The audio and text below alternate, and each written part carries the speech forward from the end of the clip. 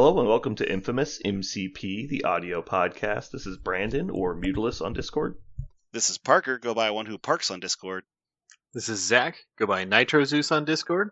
And this is CJ. I go by CJ on Discord. Welcome back to another riveting episode of Infamous. As always, links are in the show notes. I guess jumping right into it, let's cover currently playing. I have still been playing my Apocalypse roster that we built last week. So far, I don't recommend playing it without Deadpool available. That makes it harder. You did pretty okay against me when you played me, but Deadpool, I think, instead of, was it going to be Magic? So in that roster was fine. It was the previous game where I had to play, double twos because I didn't have Deadpool available. Yeah, never mind. Yeah, didn't have Deadpool available. What do you mean? Yeah, my model was at home because it was broken, and I just totally forgot that it was on my assembly table. I thought you'd be like, do we play some sort of pick ban or something? But no, yeah, basically. Deadpool. And so it's funny that Deadpool has become like an integral efficiency 3, and so like I think Magic's fine. I don't have any negative feelings from her at all. But when your only other option is Blob playing against Web Warriors, that's not really an option. Like congrats, never contributing to the fight ever, buddy. But yeah, so I had to play my Web Warriors game without Deadpool, so I played 2 twos, I believe, so that way I could get a 4-pointer on the table. I assume Psylocke was your 4-pointer in that Quentin game? Yeah, it was Psylocke, and she did literally nothing. I think she made one Cybo attack the entire game, just because she got repeatedly thrown out of position and off of. We were playing a D, which was not great. Speaking of, thanks Parker for the suggestion. It was terrible. Wait. Did I tell you to play a D? You told me to play Ds. You did. No, I did. Ds. I did not tell you to play. I told you to play exactly the other. I was listening to that podcast. Goddamn today. What did you tell me to play again? What mission was it? I specifically told you to play the fucking names of the missions now. I don't memorize them. Extremis? No, I did not tell you to play Extremis. I told you to play Deadline. I think you should do Mayor Fisk still, but you didn't like 16. We also we had a fan point out on that channel. I think it actually was Zach. It was that the because it doesn't happen during a player turn, it doesn't actually trigger his healing because his healing is limited to once per turn, and so it doesn't trigger in the cleanup. Okay, so he doesn't get stunned, but yeah, he still doesn't get stunned, but he does take the damage. Yeah. I think it should be. I said Deadly Imkron because you didn't like Fisk. Deadly Imkron Deadline is what I said. Okay. Deadly Meteors was what we played. It was terrible. Okay. It's probably actually fine, but not ideally great in the situation. Sounds like user. Yeah. No, I mean, I didn't play particularly well against Quentin. I was learning a lot of my rules still because it's my first game with the Horseman mechanics as a whole. Yeah. With Horseman, that whole list is kind of like it's like a fucking PlayStation. It only does everything, right? You just got to remember where all the buttons are. Yeah, and I missed several triggers, but it was fine. I don't think the tokens had anything to do with it. It was mostly, he played Guardians against me. He ended up not playing Webs, just because I didn't want to play against Webs. But I went into Groot with Apocalypse, and I double-tapped Groot with his energy beam. I didn't get him down, and so then the next turn I activate him because Groot's just going to play We Are Groot and heal all the damage I just did, and then also potentially We Are Groot Apocalypse. So I didn't want to deal with all that, so I activated him first and had to double tap Groot again to get done finally. And it was just unfortunate, and I didn't need to go as hard as I did. I didn't need to bury him in as far as I did, but it's kind of just stress testing how hard you can push Apocalypse into somebody. And then so the next game I was much more, I guess, reserved what am I trying to say here? What's the word? You're more, not cautious, but you kind of understood what you could do with them. Right? It's not just run them up the middle. Yeah, I don't know why I'm blanking on vocabulary today. But yeah, I was more willing to be restrained. I don't know why I'm blanking on this word. I use this word all the time. Willing to be restrained. Yeah. Diligent, but this is a different word. Why am I having this fucking problem? I don't know, I think I'm having a stroke. God damn it. Diligent, maybe. Maybe that's the word you're searching for. It's not diligent. Deliberate. Is that the word you're looking for? No, we'll go with deliberate though. That's fine. Okay, I was much more deliberate in, being cautious and not overextending. Mm-hmm. God damn, this is gonna hit me like a ton of bricks later. I'm gonna be pissed.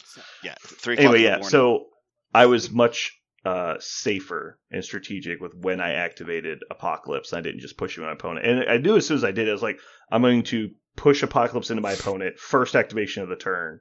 And then not have any way to get out. And he didn't die. Like, he took some damage, but Apocalypse never got killed. It just didn't matter because my big piece was immediately taken out of the turn. So I had no way to counterpunch any of Quentin's actions after that point. And so even though he wasn't able to kill Apocalypse, it didn't matter because I was so far behind at that point. Yeah, from the games Apocalypse going first, you kind of lose a lot of your ability to. Anytime you have a big guy, you can't retaliate as hard if he's already gone, right? You can't fix stuff that's gone wrong in your game plan if he's already gone first. But yeah, I played Wolverine, and I did learn, in fact, the law of the universe is you will never roll wilds with Wolverine. It's pretty cool. It's my favorite. Even when you give him rerolls and extra die, it doesn't matter. He's not going to roll wilds. Just get over it. Wilds count as 3 with Pierce is basically wilds count as 4, though, so it's pretty cool. Yeah, just need 1. All you need. You just need 1, you kill somebody. But when you get 0, it sucks. It removes the entire point of breaking him, which is kind of a bummer. Yeah. Magic in 2 games has not gotten to do a Dark Child attack yet, which has been sad. Aw, poor baby. Yeah, I know. She always underperforms for me, and it's really annoying. But I know she does. Like, I've used her in Convocation. I'm like, I'm going to play in a pull dock somebody and double Dark Child. I think I did 2 damage. I was like, come on. Yeah. This is stupid. Toad has been Toad. Psylocke has been good.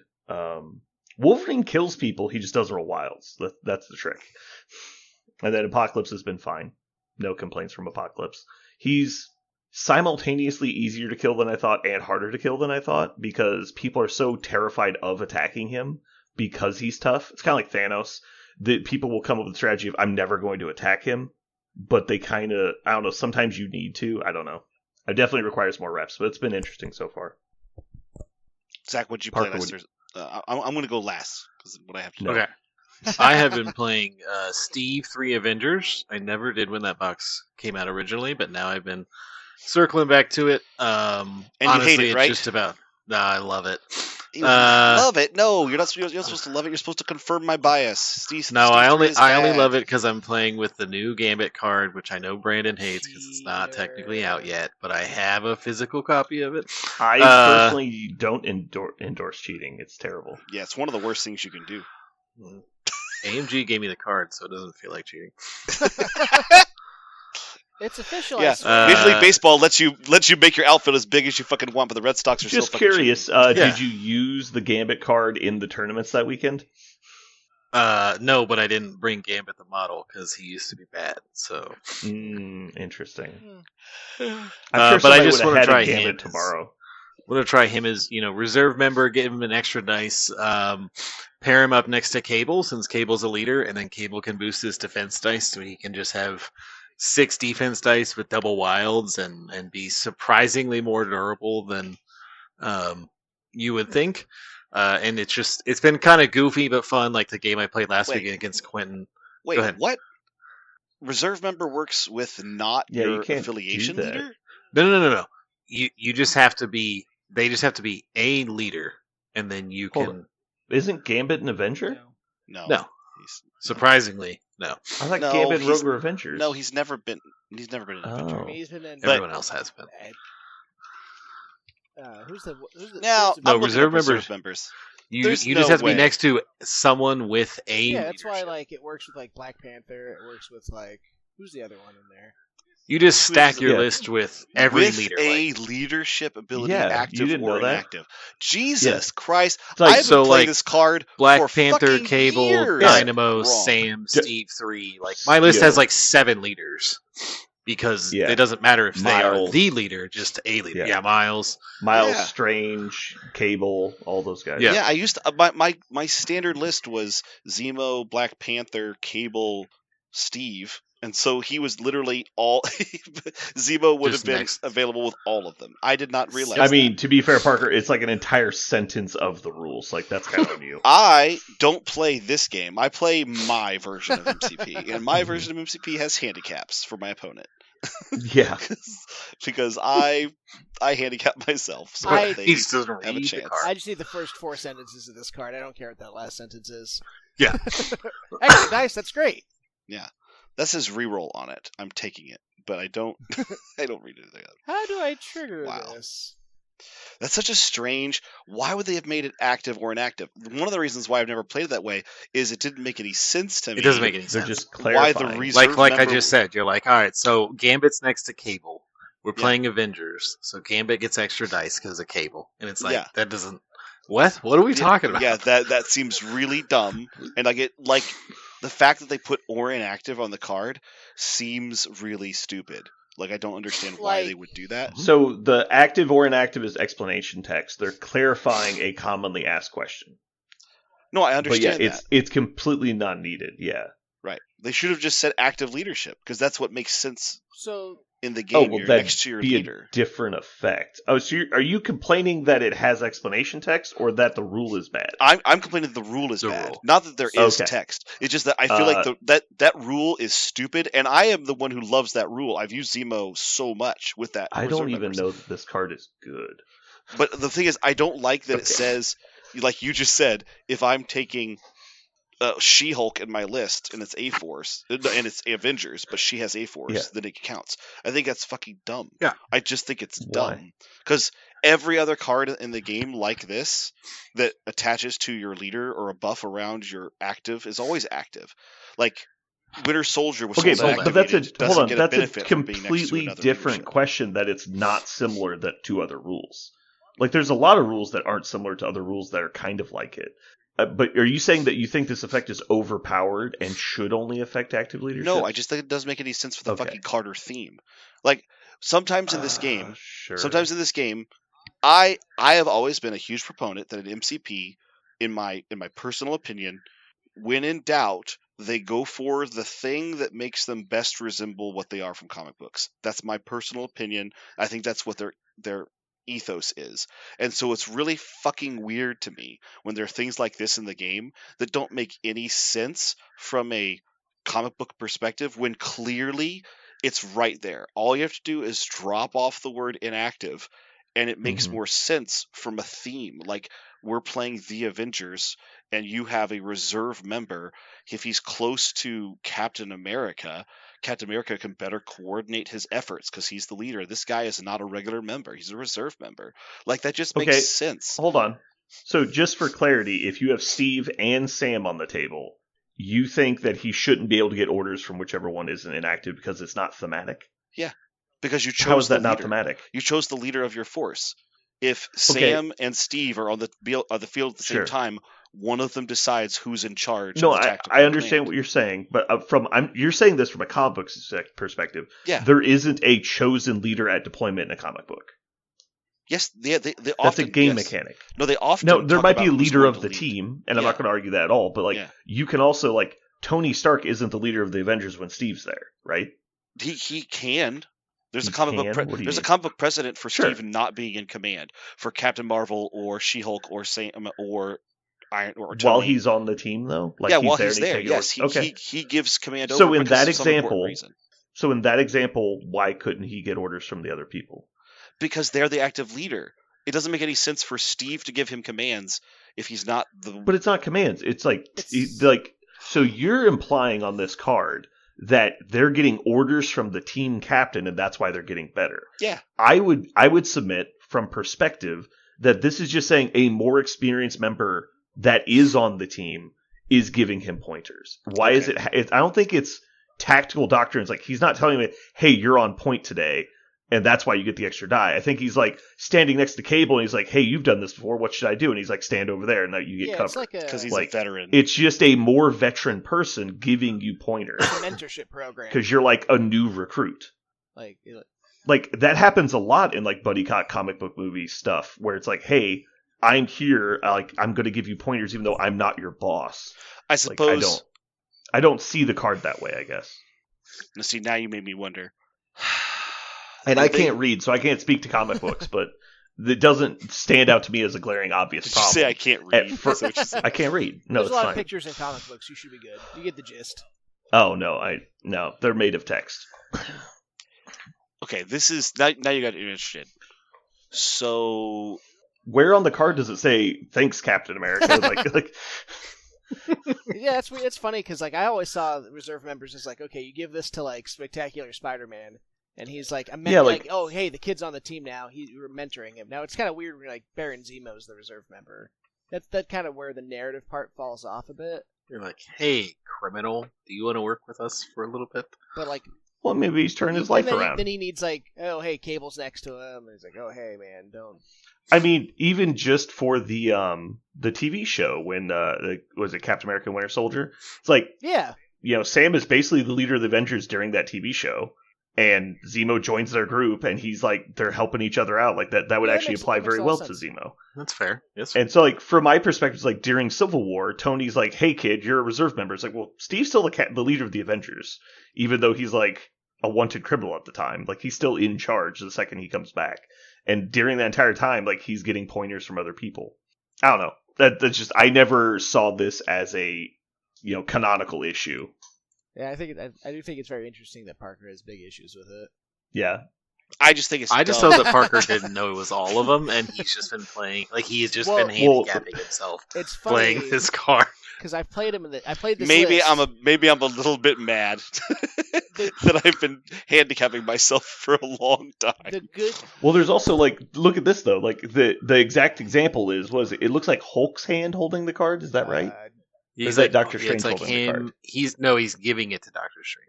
Okay, it's Doctor Strange holding the card. Doctor Strange can't be a reserve member, so like this cards are also non-canon, like instantly non-canon. Yeah, because he's also not an Avenger, so he can't be the guy that you're playing it for. CJ, what did you want to say? I think we both cut you off. Oh, sorry, it was Oh my god, sorry, it's late and I lost my train of thought.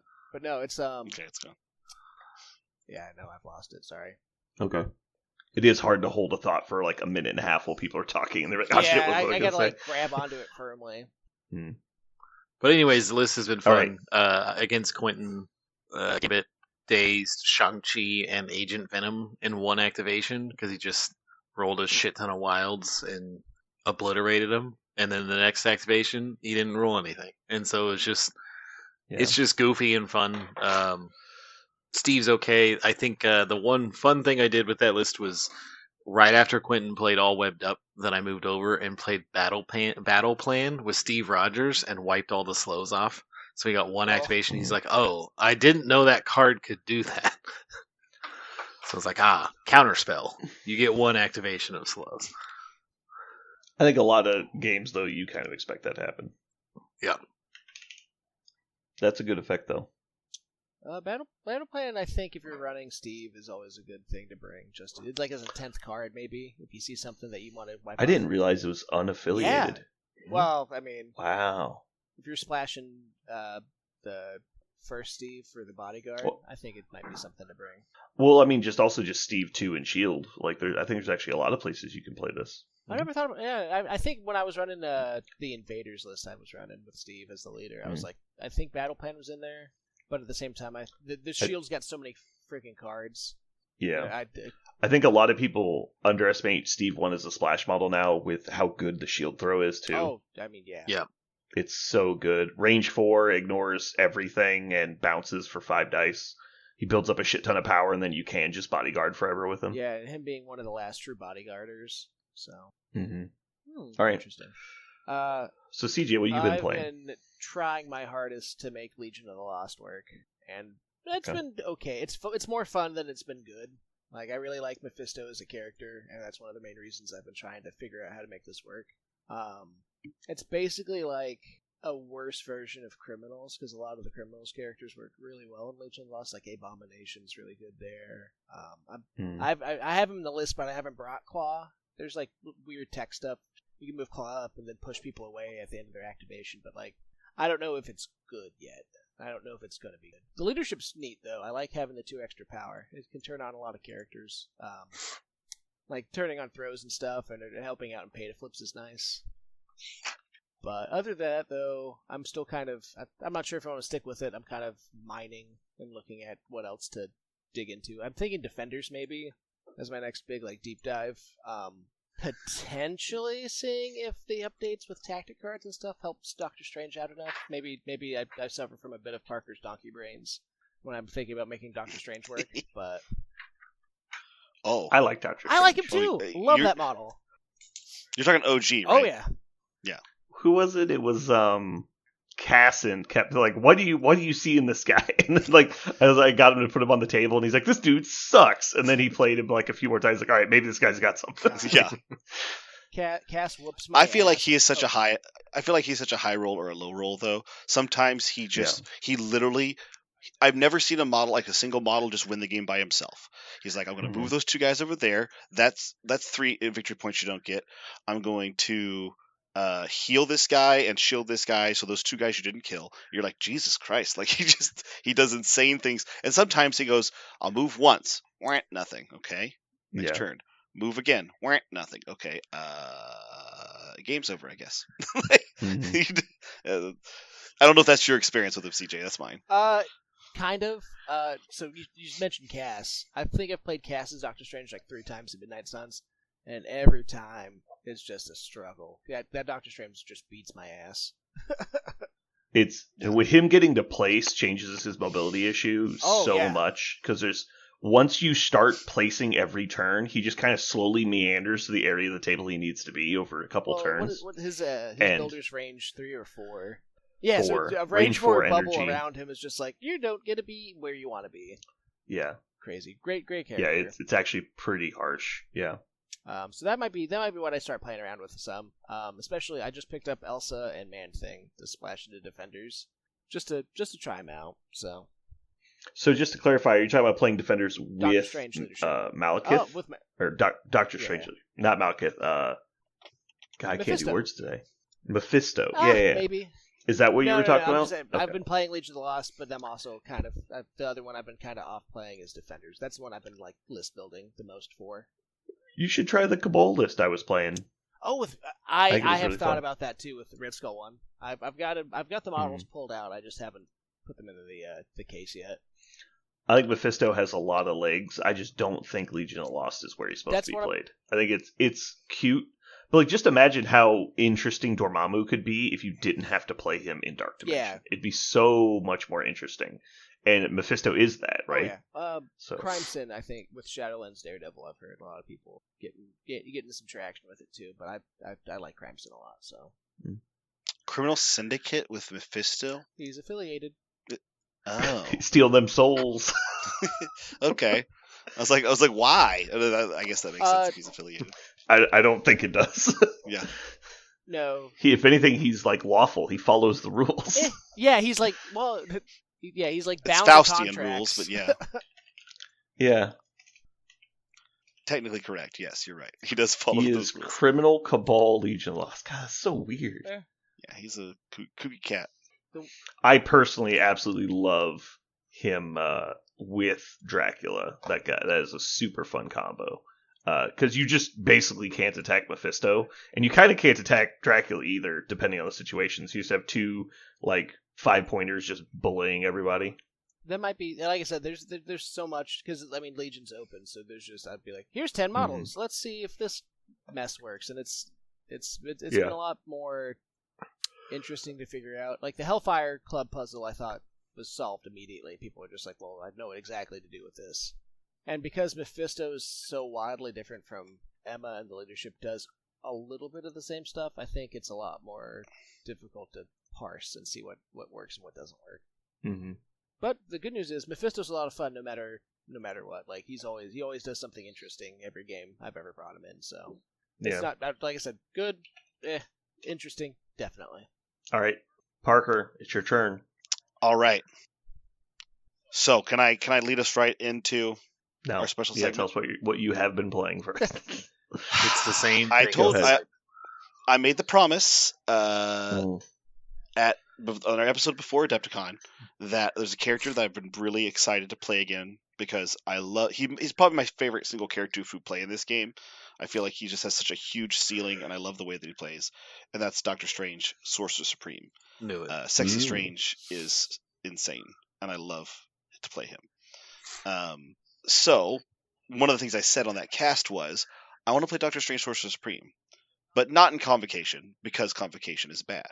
And I said that out loud because at the time it's true. I believed it. I don't think it's bad anymore, and I'll explain why. And so I am going to play Convocation, and I'm going to play it with a totally new strategy, and because I was inspired by something that happened at Adepticon, and that brings me to the conversation, and I'll come back to Convocation here at the end if you'd like to know my new idea.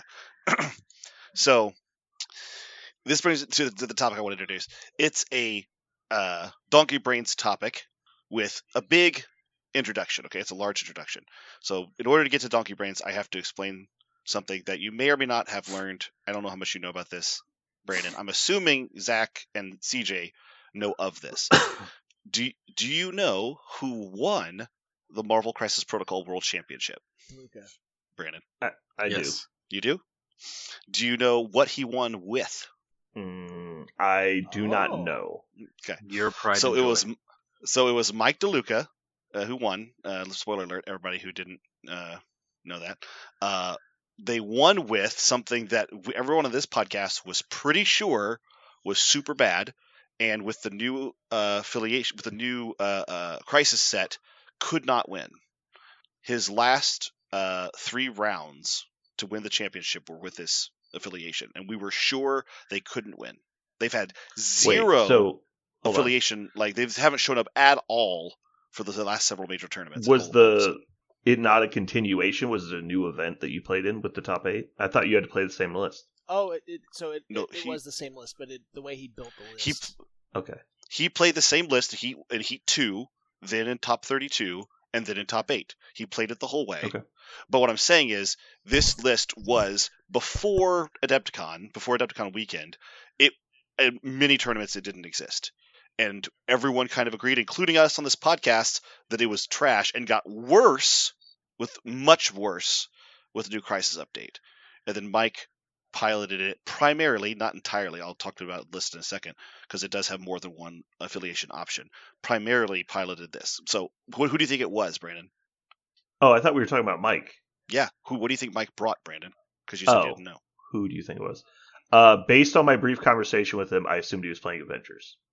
He had an Avengers A-Force switch, and he played A-Force more than Avengers throughout the entire set. And his last 3 games to win the entire thing were A-Force all the way. Okay. So specifically, he technically had an A-Force Asgard switch, although I think the Asgard was more of a troll. You technically could, but I don't know how when he would have done that. But he had the possibility for Sam, the possibility for Steve, but primarily he ended up playing A-Force. Now, that shocked me because I was sure that A-Force was not necessarily a death sentence, but it wasn't something you used to be consistently strong at the top table of Adepticon. Well, my guess would be that his plan A was never A-Force. His plan A was obviously Avengers, and then it is a good counter to the things that he's scared of as Avengers. Does that make sense? Like, the thing that beats my Avengers list, which is well known, is actually weak to A-Force, and nobody knows that, would be my theory about his thought process. I didn't listen to any cast or anything where he followed up with it. All I know is of the 11 games he needed to play, he played Steve 4 times and She-Hulk 7 times and never played Sam. Wow, that is very surprising. What were his A-Force affiliated models? So the A-Force models that were A-Force were... Oh, wait, let me guess. Black Cat Shuri. She-Hulk. Not Black Cat Shuri, Black Cat Okoye. Black Cat Okoye. She-Hulk. Yeah, okay, I know this list. And the Mighty Thor. Okay. Did he have any other Steelers other than Voodoo? Black Cat and Voodoo. They were the Steelers. Okay, assuming that's what he did, which we can't check now, but That's actually an old list that he played a couple years ago. I believe that's. And so the whole concept was Okoye and She-Hulk just bodyguard for the Steelers, and I steal your objectives and I score out. And by the time you kill She-Hulk and you break my line, it's too late because I'm up too much. And then just Voodoo and Black Cat run to the corners. CJ, is that what you understand? That's yeah. So I listened to a couple of his interviews because I was like you, Parker. I was super interested in the list, and the couple of games I was able to watch, and then we watched on the way home the last game. It seemed like that's basically the game plan. Because the way the crisis is. It's actually now, a scenario list. That's what it is. It's just like, hey, listen, you won't be able to kill She-Hulk fast enough because we're so spread out now. That she'll be able to tank a flank, and then the other flank was Bill and Black Cat usually, and Bill just holds it down. Black Cat runs up, takes a thing, holds it down, and then the other thing is the Mighty Thor. I think is really the special sauce that turned this list on its head, because that I think being affiliated and being able to have her swoop in and take out a perceived threat pretty quickly. At least that's how I understood the list was kind of working. She also turns on special delivery. Yes, that's the other thing. Because she's got you flight. Used that a couple times. You have a beater with flight, other than Angela, who in my opinion isn't very good. She's not consistent, at least, and Mighty Thor is way more consistent than Angela is, even though like the threat range is smaller, but it's like 3 instead of 2 on a long versus a medium. So it's pretty comparable, but the drop-off max threat is obviously much shorter. But it doesn't matter, because drop-off threat is crazy anyway. Because it's like front to back plus a short or plus a range 2 on it. Like, so like you just have Mighty Thor trigger special delivery on whoever picks up the not safe extract, and then you just instantly kill them because She-Hulk and Mighty Thor kill that person, and then you use She-Hulk to protect your Steelers. Turn 2, you steal and you bounce, and there's really nothing they can do about it. You just take all the midline extracts, and then by the time they fight their way through She-Hulk, then you're up like 12-5, and it doesn't matter. That was at least the way the list was originally intended to work. I just would not have guessed it was working as well in the current meta as it used to. So a couple of things Mike talked about in the podcast. He said he basically he got lucky and dodged some of the stuff he didn't want to fight. He specifically called out Zach's list because he said he could just dead. He could just pop a character randomly, and then Mike's list would fall apart. And there's another one too. I think it sounded like he was struggling against Kingpin is the other one he didn't want to play against. I think he had to play a bunch of Kingpin because they'll just race you. It's just another hyper scenario list that might be a little bit. They kind of cheat out secures. It really reduces the ability for She-Hulk to command a point when they can just throw 2 cheap models on it at the end of the turn and score, or just one. If it's just one She-Hulk. Right, I mean, but even if She-Hulk and Okoye standing there, or somebody else, like another filler model, it's like you can't compete. Yeah, exactly. It's pretty being able to watch him pilot it. It's definitely something I feel like. He also talked about multi-affiliation lists, which is pretty interesting too. I'm shocked. So I looked at the fact that he has an Asgard option, and I thought he just put it on there because he has Thor, Prince of Asgard. He has Mighty Thor, and Mighty Thor. So he has Avengers Thor. That's Thor 1, Mighty Thor, and Beta Ray. So that was like technically you could play it, but no, he's got Rainbow Bridge and Odin's Blessing in his Taxus cards. So he had that in the hopper. He was not. That was an option. I'd be interested to know where he thought that would have been the strongest at play. And all of those models are also really good under Steve 1, because you turn on both Thor and Jane's charges on the first turn, and obviously Bill gets stronger if he's able to throw earlier, because every turn he's just throwing, like that's better Bill, right? Like you just never have to worry about him not doing anything. And so all 3 Asgardians are actually really good in there, and Thor's affiliated, so you're really close to affiliated already. And then I know he plans on playing Voodoo a lot. He was talking about in our conversation how he thought Voodoo, even after all of his nerfs, was still way too strong. And that's what he had been noticing of late, is that getting reps with Voodoo again, it's still obvious that he's above the curve because he's able to steal without spending an action. And so even though it's way nerfed now, you can still just like point and click at range 3 and then back up, and there's really nothing they can do to you. Yeah, looking at the Crisis cards, he definitely was looking for points and high rotations, and making sure that he's always just a little bit more alive than they are. Now that to me, blew my mind wide open. Because when I think of A-Force playbook, I'm thinking, let's stay in the middle. I did well at LVO with A-Force, 2 years ago, because I got lucky in the other direction, where I just happened to get fight maps, right? And so I got to fight, and A-Force is fantastic if they just get to stand there and fight. But what extracts was he playing? He was playing... Wait, let me guess. Inhuman weapons? Yep. Then it would be scrolls? Yep. And it's either Worthy or a different new one, I think. It was actually Is it Worthy? No. Old one. Not Worthy, old one. This actually really surprised me with this third one, but I'm not sure. Maybe he has a special plan for it. It was Legacy Virus. Yeah, because he's trying to gobble up all the tokens. See if he wants midline points, which is why you do scrolls. Because scrolls, even for safe grabbers, a lot of the time isn't as safe as they think it is. Mm-hmm. Because if you go to you can't safe grab the far secure or extract very often, because the long mediums can't get there and move back. And then a lot of the people that are like Toad that are getting, I'm extra distance back. Well, it doesn't matter if you get pushed forward. And so they can only get their extract safely. And then the other three are all fair game. And so when you've got super high tempo with either drop off or cheap charges, and Voodoo's there too. Voodoo can also just walk up, roll hot, and steal your objective on the first turn, which is fucking dumb. Mm-hmm. Yeah. And so he wants to create extract chaos. So this gets me around to my Donkey Brains. Okay. Donkey Brains is this. This might be a really obvious yes, and maybe I'm not Donkey Brained at all. So you guys can just agree with me, and Donkey Brains is over. I can tell you about my list.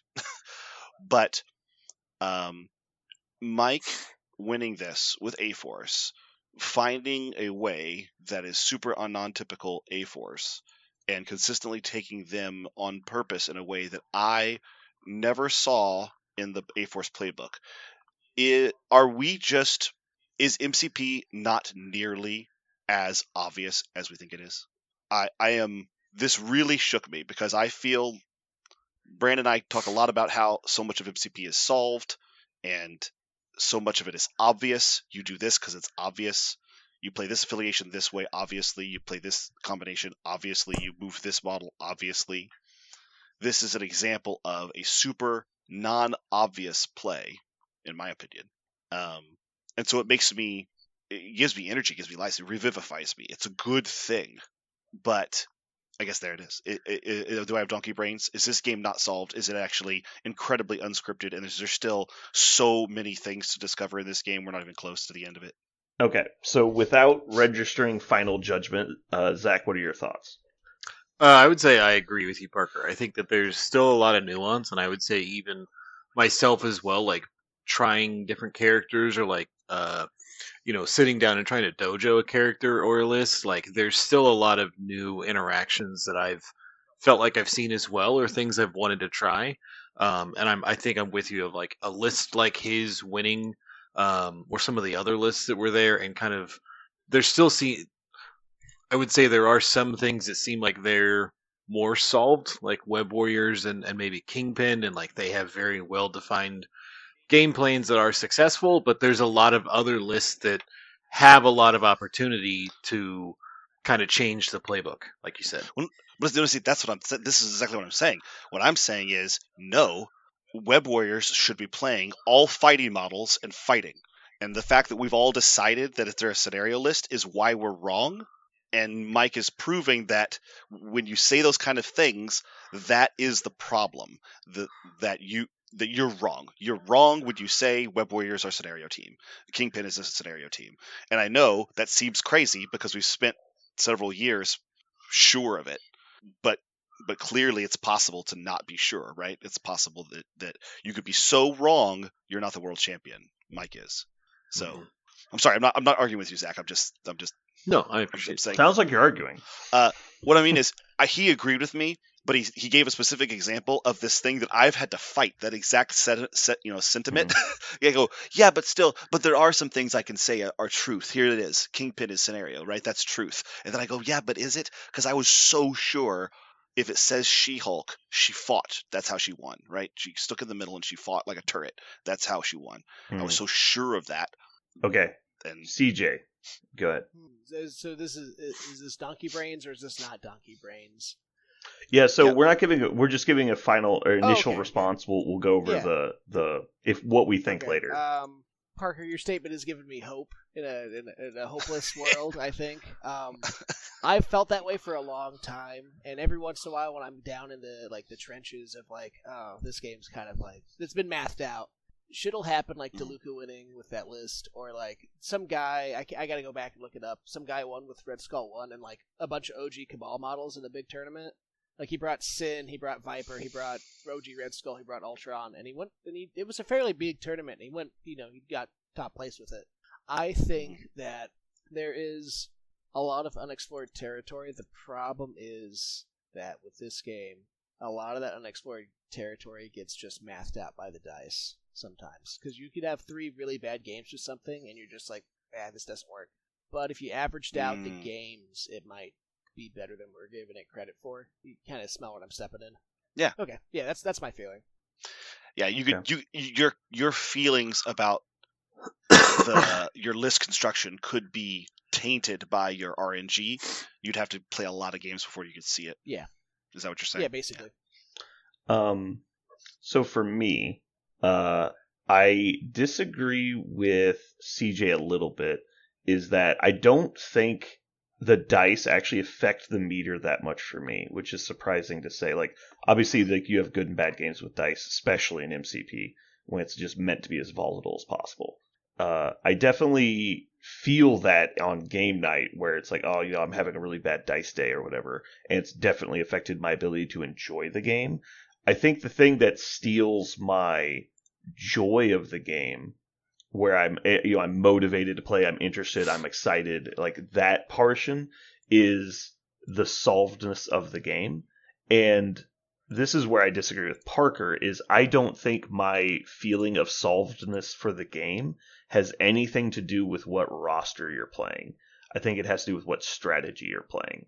And so for the A-Force list, for example, you were unaware of this list that had been really popular probably about 2 years ago. Maybe a little bit less than that. It was probably just before Corset 2 came out, was about the time I think this list got a lot of run. And it was basically it was a alternate on the Avengers list, was originally what it was. It was a new invention of the Avengers list that was utilizing Black Cat and Voodoo in just a different way.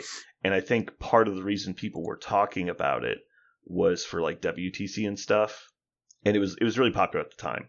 But the whole point of that concept of a list is, in my opinion, it's just a reskinning of the web's list that was played, where it's I'm going to take Spider-Woman and Black Cat and Miles. I'm going to have 3 Steelers on my team at all times. And it's all I have to do is protect them till turn 3, and I've won the game. It doesn't matter what you do after that. You won't be able to come back hard enough.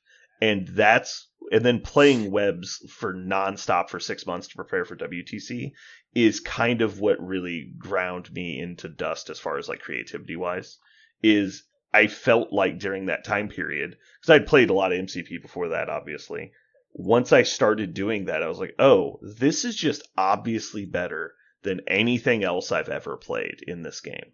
And it's not only better, it's so much more consistent, because I'm not reliant on important combat roles hardly ever.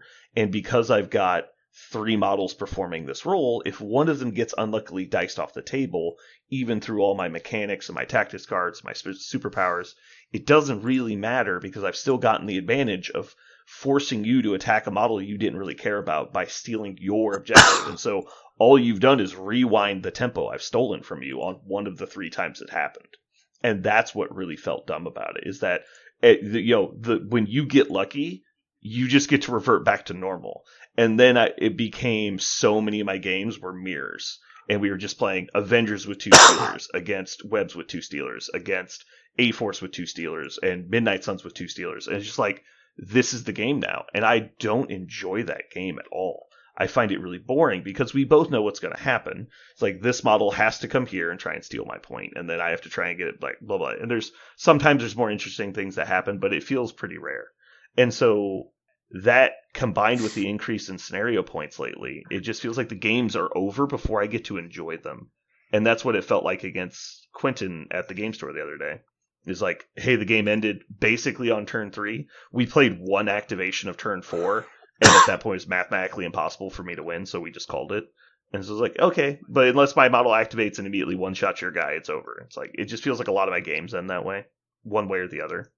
And so for the creativity of the game, which was kind of the point you're saying, like, do we know what it is? Like, are webs actually a fighty team?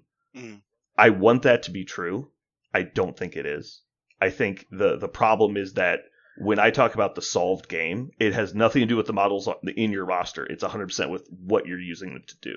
And when every list that is competitive ends up being the same 5 models on the table, even if their names change, it's like, oh, you got 3 Steelers and 2 support models. Like, okay, well, we're playing the same roster. And so I do a really bad job of generalizing when I say, oh, well, you just play webs. What I mean is the archetype, and I shouldn't just say webs because it's not the only good roster, obviously. Mm.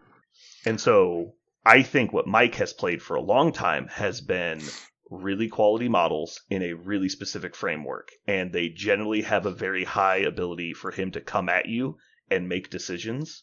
And he tends to play more aggressive versions of the consistent rosters.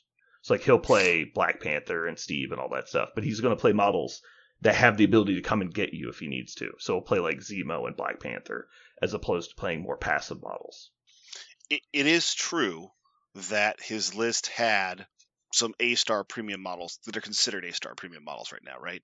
Thor, Beta Ray Bill, Shang-Chi, Black Cat. But he also had some models that you don't see in the current meta, but he had found the reason to take them, right? Like Okoye, Thor, Prince of Asgard, She-Hulk. These are models that are not seen as valuable. They don't have a lot of value. If you said I am trying to win worlds and so I'm bringing A-Force and She-Hulk, somebody would say, well, then you're handicapping yourself because the best version would be to take this. And I do see that when you look at this list, you see the past, right? You mean, oh, I recognize this. This is a scenario team that's got a different flavor. Yeah. When I looked at it, when I saw it, and I think it has value for this to be seen, as I went, this is non-meta choices taken for a meta reason, and I'm fine with that. Yeah. And somebody found success with it, and that makes me happy, because I don't like the idea that if I'm serious about winning, I must take from these 2 or 3 options. Okay. That makes me happy. And so I guess for me, what would make me excited is exactly your webs example. It's like, oh, somebody won, Nash or Worlds with webs, but their webs team is all fighty. They don't have Gwen. They don't have the Black Cat. They don't have the Steelers. They have all the fighty dudes like Agent Venom and 2099 and all that. So I was like, oh, that's freaking sweet. Like, I'd love to look at that roster because they're approaching the game in a different way as opposed to just because, like, obviously Okoye and She-Hulk are there because She-Hulk is an amazing leadership, which fuels the Steelers, which is the problem with that list. It's like, you can't attack anyone. Yeah. You attack anyone, Black Cat steals on turn 1. And you're like, oh, fuck. So it's a big problem.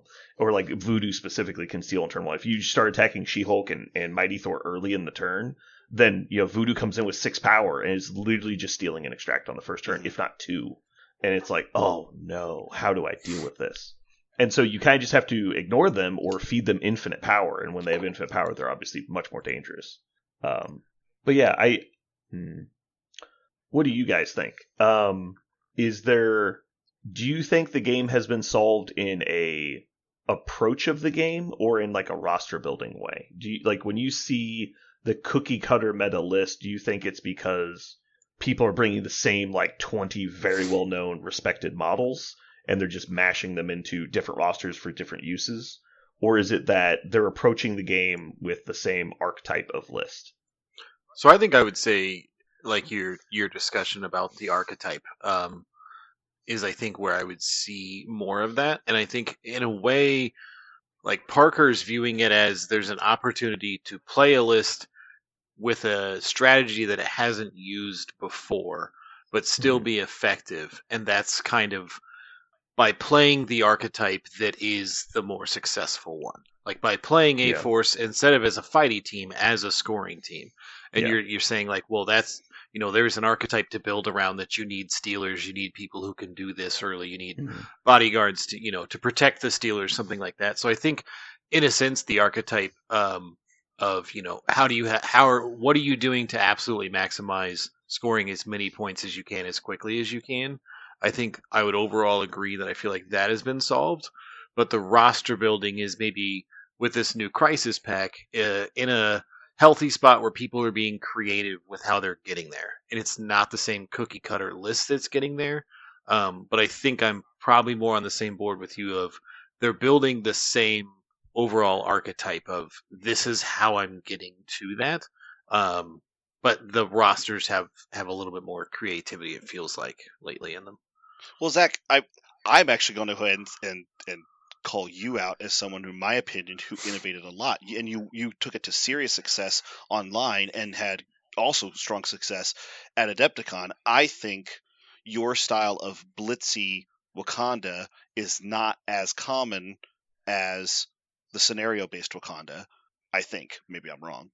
Um, and I think you did a really good job of making sure that you played models like King, which doesn't see a lot of play, partly because of the price tag, but I think also partly because people Right. think regular PP is so much stronger. So I think you attempted to do something that I'm describing here, which is yes, you have some key models that everybody agrees are good, but your game plan is specifically trying to get the most out of this version of what your affiliation could do. Do you feel like you were going into it at list building thinking that, or did this show up later, or were you purposely saying fuck stealing, I'm going to kill you, and so you're just like trying to find the place in the game? Tell me a little bit about what motivated you to find that, I guess, because I think you thought outside the box, in my personal opinion. Well, thank you. I appreciate that. I think Kill Conda has kind of started to pick up some steam a little bit more. I think it got a lot of help with getting Wisdom of the Ancestors and being able to dial up King T even more. Really, he was the big driving factor for me. Of like, he just was so much fun, and it was so different than Black Panther 1, where you're like, I'm gonna push you off, I'm gonna pounce into you. This guy was just a nuke who was like, I'm gonna jump at you and throw a bunch of dice and re-roll dice and use a leadership and just, kill whatever was in front of him. And that was a lot of fun. And then I think with the new Crisis Pack, like I was really trying to maximize, even though Gamma and Demons and maybe some of and Research are like some of the fighting crises were gone. There was, I felt like the success that I had was forcing interactions as early as I could. And so my list, like every crisis in my list, was built around you're going to have to run to the middle, either on a secure, because I had Fisk Wedding Party and Intrusions, or Extract with, I think I had Legacy Virus, Alien Ship, and Inhuman Weapons, I think, where it was just, unless you have a whole team of safe grabbers, which very few people are running, 2 to 3 models that can all safe grab and then back up on turn 1. The concept I was going with, which was probably a little bit different, was like, I'm just going to force as many interactions to fight as I can, even if that's spread out along the midline instead of like a big brawl in the center, since those are obviously gone. So that's really what was driving me, was how do I, and then what models can I bring that can immediately have that kind of impact. So one model I was kind of testing right before Adepticon who didn't make it was Deadpool, because it was like, well, he can move, he can shoot. With M'Baku's leadership, it's going to be a lot easier to get the rapid fire to start making multiple attacks really quick, and then still jump onto the middle to try and even off a point. But that's really what I was going for. It was just what models can force an interaction on turn 1 to start putting pressure on, so that you're picking up models quicker, and that they have to be. I think one of my games at Adepticon, we were playing Legacy Virus, and it never, like, one of them just never got picked up, like, until the last round, because it was like, well, neither one of us wanted to go run up and fight to get it. So it was better to just leave it on the ground and ignore it for 4 rounds. And then it was like, okay, now's a good opportunity to go pick this up. Interesting. I hope that answers your question. Kind of. It's interesting that you're putting it that way. I found it fascinating that you came at it from that direction, because from the outside looking in, watching your games online, and hearing what you talked about after games, I felt like one of the things that you really cared about was a super blitz turn. right? At a key moment in the game, one of the things that you were practicing a lot and looking for a lot and you cared about very much, because this is what I heard is a very constant theme after a game for you, and also during games when I was watching them online, was the turn that you played Wakanda Forever. You had the absolute maximum juice. You were squeezing every single little bit out of that. And I don't think that was the whole crux of the game, but that was the point at which you dunked it, right? Like, this is when I'm going to put it away right now. Top of 2, sometimes you said, top of 3, sometimes you said, but you were really consistently making sure that that moment was really important. It's kind of like the special delivery moment, which is a lot earlier in the game, or the play where I'm just going to steal 3 extracts. I'm talking about Mike's, list, right? Where he's got a tactic that he's counting on to lock away the game, like stealing and gathering around the bodyguards, or special delivery on a midline extract. For you, it was Wakanda Forever plus what's the skulls? Wisdom of the Ancestors. Wisdom of the Ancestors, and I'm going to make sure everybody's in position to do way more damage than you can take right now. Go. Yep. And that was, and I was like, that is cool. I was like, that is not something that people would anticipate every time coming out of that list. Of course, everybody knows about Wakanda Forever. Of course they do. But they're used to getting punched by Black Panther, OG Black Panther. They're used to not getting punched with skulls, right? Because people saw these things come out but never explored it until you showed them while they were losing. So that's what I meant by. That's what I was wondered if that was one of the things you saw as you were building the list, or did you discover that as you were playing? Because it sure seemed like that was your focus afterwards. So I would say that was while I was building, just because, I played King T'Challa right as he came out, before Wisdom of the Ancestors had come out as well. And Ian, just notice he always generated a ton of power because he's making very efficient, effective builders. He's got the Ghost Rider power, so he's generating a lot of passive power. So, initially I think when people saw that card and thought of Black Panther 1, it was like, well, there is times where, he wants to spend his power on Mantle and Pounce and maybe a Spender, and he may not have that little bit of excess power to count the skulls, especially maybe not in Wakanda itself. Maybe Steve 1, he might have that opportunity. But King T'Challa just is always so flush on power, and just giving him a round worth of 2 or 3 attacks that just dial that up even more. Once they started testing with it, really seemed like that was a really key piece of it. And, because obviously they're skulls, but they count, but you're not changing them, it impacts the ways that your opponent can deal with it. And so I've had, a handful of times that my opponent's really debating a recal, but I rolled 4 skulls. So they know that those are locked in.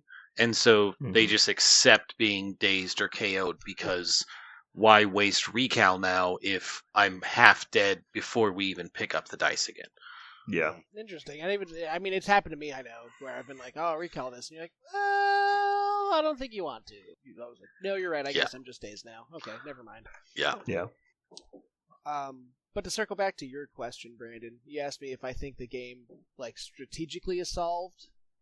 Probably. I think that there's a very little wiggle room in the strategies that you bring to the table. But I do think that the game's wide open when it comes to roster building. I think we haven't even began to see all the rosters that could be meta. There's a lot of rosters I think that I've seen that definitely should be played a lot more like Zac. Like the fact that no one's playing Zac's Wakanda list is insane to me. It took a TTS league and everyone's just like, that list doesn't work. People have specifically called the list out in podcasts and say, I do not want to play against this list. This list will blow me up.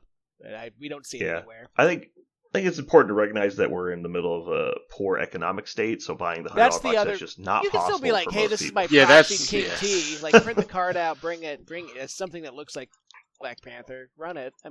Yeah. I'm obviously kidding. Yeah, you're not. We've talked about this too. Me and Zach have. It's like, why don't we see it a lot? I think it's the same reason we don't see Logan as much. Ooh, I think X-Men as a whole have just kind of secretly walked out of the meta, because there used to be so many X-Men players. I think they're just burned out, honestly. Every tournament, I feel like there's 4 X-Men players, and they all play each other, and they'd be like, I'm tired of playing Dude, it used to be 12. There were so many. Because I was an X-Men player when I started. I was like, I'd play X-Men 2 games at a tournament, and I'd be like, I don't want to play this game anymore. I don't like this. Yeah, back when it was just a Rube Goldberg machine of first turn Yeah. bullshit, and it was like that's all they It was did. terrible. It was really annoying because everyone was just like, I don't think they liked it either. It was just like the abusive mechanic they enjoyed, stapled to characters they didn't hate, and so they dealt with it for a long time. And then when X-Force became good with the rework, everyone jumped on that, and it was like, and so all the X-Men players moved over to that. But then you saw that quickly faded, and then Professor X came out, and everybody jumped on that, and it quickly faded. And so I think there's like a fatigue with X-Men, and I think that's part of the reason we don't see Logan as much as we should. But that dude is nuts. I cannot believe he still hasn't been nerfed. Josh was running him in Guardians. He's so good. Oh, he might be the best 4-pointer in the game still. And I don't even like Shang-Chi's the only. Even then, competition for like what Logan can do to an opponent with so dice nuts. mods, it's like crazy. Yeah, they've and it's just like Thanos. They attacked him by attacking all the tactics cards he used. They got rid of exceptional healing. They got rid of what's it called? The take damage to reduce cost card. Oh my god. Oh, no matter the cost. Yeah. No matter the cost. Yeah. They got rid of that. They got rid of... It felt like there's like 3 or 4 cards that got nerfed/banned that were just like extra good on him. Well, it also nerfed X-23 because X-23... That is true. Like X-23 cards. took a big hit. Mm-hmm. But again, she's really like the most pushed you can make a 3-pointer. She's so nuts. She's insane. Yeah. Okay. Yeah, sorry. Okay. So go ahead. I have a question. I'm going to remember something.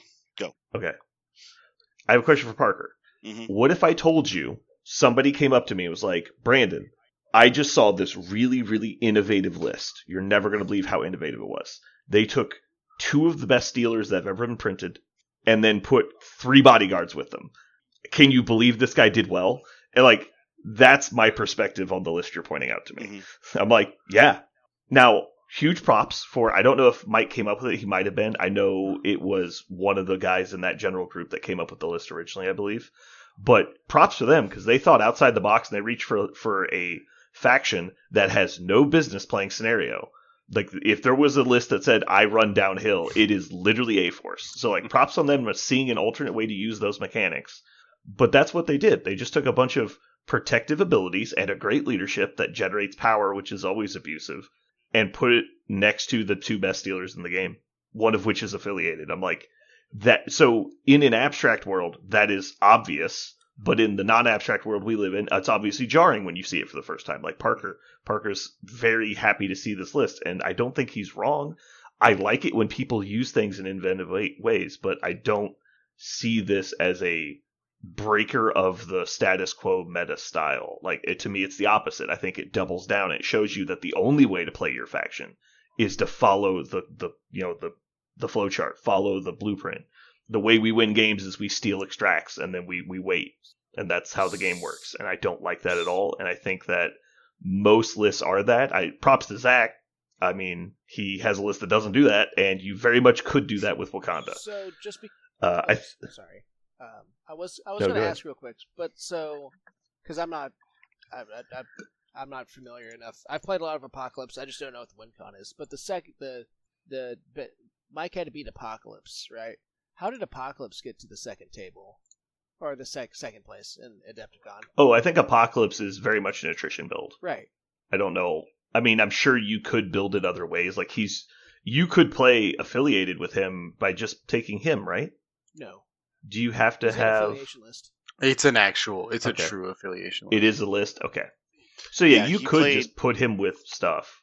Yeah, he played pure any... Servants of Apocalypse. He didn't play a single non-servant. Yeah, I mean it was a. But I mean, I don't think the guy who played it did like a pure attrition list, but it's still like I still think that it's the archetypes thing. It's like kind of what you're already arguing. I just think that there's still enough wiggle room that like I think we're in a weird state of like, yes, you can look outside the box of a scenario team and find something new that hasn't been done yet. I think you can, but I mean, I wouldn't call playing pure Apocalypse like innovative by any means, obviously, because you're literally following the instruction guide. But that's why I'm playing right now. I think that way to play is a lot more engaging and interesting than doing the typical scenario build. And so, like, obviously, I'm for that. I think Guardians are probably the purest version of like the list I want to play. I've just never really enjoyed playing Guardians because everyone tends to play Guardians. Like they're really popular, especially locally. And so, and I don't know. I've played a decent amount of Guardians over the years, and I'm kind of Guardiansed out. Now, see, I think that CJ, you pointing out the Apocalypse list, I'm looking at it now. I think that's really interesting that it's exactly not the. It's not how everyone built it already. It's a weird list. Well, it's not that. It is that, which is good because it's going to give you. We've talked about this a lot. When you go to large events, you are advantaged, and it's a substantial advantage to bring things that are outside the box. Because most of the people there are practiced, and so they're practicing primarily. The odds are against the most popular things, and so when you bring something that's not quite popular but still effective, you have an advantage in that matchup because your opponent's immediately, as soon as your opponent who's playing lots of games and traveling all the way to Adepticon says, "What does that character do?" You're immediately at a huge advantage because that's happened to me. It's happened to Brandon. It happens to us, whenever we purposely bring things that are a little outside. So I know that's one of the things that gave Mike a huge advantage. I think it is. I'm with you, Brandon. Give him kudos to finding something that gave him that advantage and yet also had some of those formulaic pieces that we know do well, like the double stealers and ways to give them extra power. It does make me a little sad that as soon as you pointed that out, I go, oh yeah, that he was using that part of the formula, for sure. But there's something else he was doing here. And this brings me to my convocation, way back to the convocation. Oh, okay. I was worried that we were going to literally burned at the stake for not talking about conversions or convocation. I'm bringing it back around, and this is why I'm bringing it back around. One of the things that I think draws a lot of these super strong lists together, or commonality, I know it's going to seem kind of obvious, but I think it's true, is that all of these lists contain a factor that really puts them over the top, and it is a truly exceptional set or single team tactics card. I think if you put all the models together, all things being equal with good players, a really strong team tactics card can give your list the thing that it needs to break over that 50% and start getting into the 55 and 60%. I swear to God, if you say Wolverines, I will throw you off this cast. So that's not an example, right? That was me memeing. Okay. That's not an example. It's a great meme, and I love it. It is a strong card-ish, but it's not the card that's going to break it. It's not Wakanda Forever. It's not Special Delivery. These are cards that can, when you flip it over... Defined affiliations. Magnetic Refraction changes the game. Right, changes the game. So this brings me back to Convocation. Because I looked at my favorite character that I wanted to play, Doctor Strange Sorcerer Supreme, and I was like, he's in Convocation. After Mike, wins with A-Force, could I take a relook at Convocation and throw out all the things I think I know about Convocation and really start to look at specifically some of the things they do very, very well, and in particular leverage some of those team tactics cards, because I have in the past always gravitated to the same three team tactics cards, the ones that every Convocation player knows so well. And I was like, what if I looked at some of the others or new ways to play those three to really leverage them to put the affiliation over the top? So in terms of characters, I'll start there. I went with something that Aaron has talked about a lot with Weapon X. He thinks that Weapon X is really strong, and Zach, you've tried this. Weapon X has the ability to take a whole bunch of 2s and 3s. Just fill it up with 2s and 3s. Play an insane number of characters. Guess what other affiliation could do that? Is Convocation. I think 3 years ago, I think it's how long ago they came out, Jesus Christ, it may have been 3 years ago. 3 years ago when they came out, there wasn't enough options for them to do that well. I think now there are more options. There are more 3s with the ability to combine with some of their effects for this to become actually really potent. I think a couple 4s came out that you're willing to dip in if you have the point value you need to fill in. And so basically I remade the list with the idea is play as many 3s as you can, with Wong as your 2, and find another 2-pointer. I'm still looking for that one actually. Still trying to decide which one to take. 1-4-1-5. My 5 being Sorcerer Supreme, and I'm not playing him unless I have the chance to. Wait, say it again. What's your structure? So it's 2/2s. 2/2s, 1-4-1-5. And the reason why I specifically have one of the 4s is I really want to try him. It's actually one of your techs. It's MODOK Sorcerer Supreme. So Scientist Supreme. I really want to try it again. I think that it has legs. So right now, the 10th slot that I don't have yet is I don't know which second 2 to play yet. So the idea is you're going very, very wide unless you want to upgrade one of your characters to a 4, or So that's 13 points, right? Say again. You said 2/2s, 3. That's 16 points for your 2/2s, 1/3. You said no 3s the second time, so I'm confused. I'm sorry. So right now, I can tell you whatever model is, but I just thought it'd be too much. There's 1, 2, 3, 4, 5, 6 3s. There's 6 3s. Okay, but when you were telling me the structure of your list, you said 4, 5, and 2/2s, and I'm just trying to figure out why. 1, 5, Yeah. 2 2s, Okay. and the rest are 3s. Okay, so you're talking about your roster, not a squad specifically. Yes, I'm talking about the roster. I understand now. The whole roster. Okay. Yeah. So, all right. I don't like wide convocation. I don't think it objectively doesn't work. I just don't particularly care for it. I don't know why you do that over a number of other rosters that do it way better. Well, see, that's the thing. Those other rosters don't have these tactics cards, and I think convocation tactics cards are busted as shit. Which ones? Specifically, sorry, I gotta. So, what other 3s do you have? I guess what 3s do you have? So the obvious is Magic. Magic and then Mordo. There's a smattering of Mordo. So it's and Magic. There's a smattering of other decent ones. So it's Magic, Mordo, are 3s. Right now, Clea's in there because I've never played her. I want to see if she's bad. I don't think she's bad yet. I'm going to try her.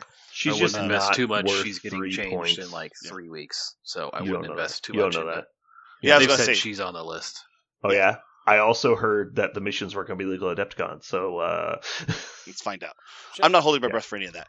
My other ones are. I think Clea is maligned unfairly, but that's only due to the fact that she has abilities that are useful. She's not like Viper, who's like objectively bad unless you need the one thing she does.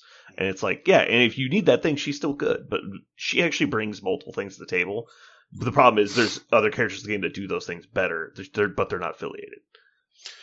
The rest of the characters, the other not affiliated 3s are Hood, Mysterio, and Supergiant. Mysterio is the only one that doesn't really fit anywhere yet. He's just a 3 that utilizes Mystic a lot.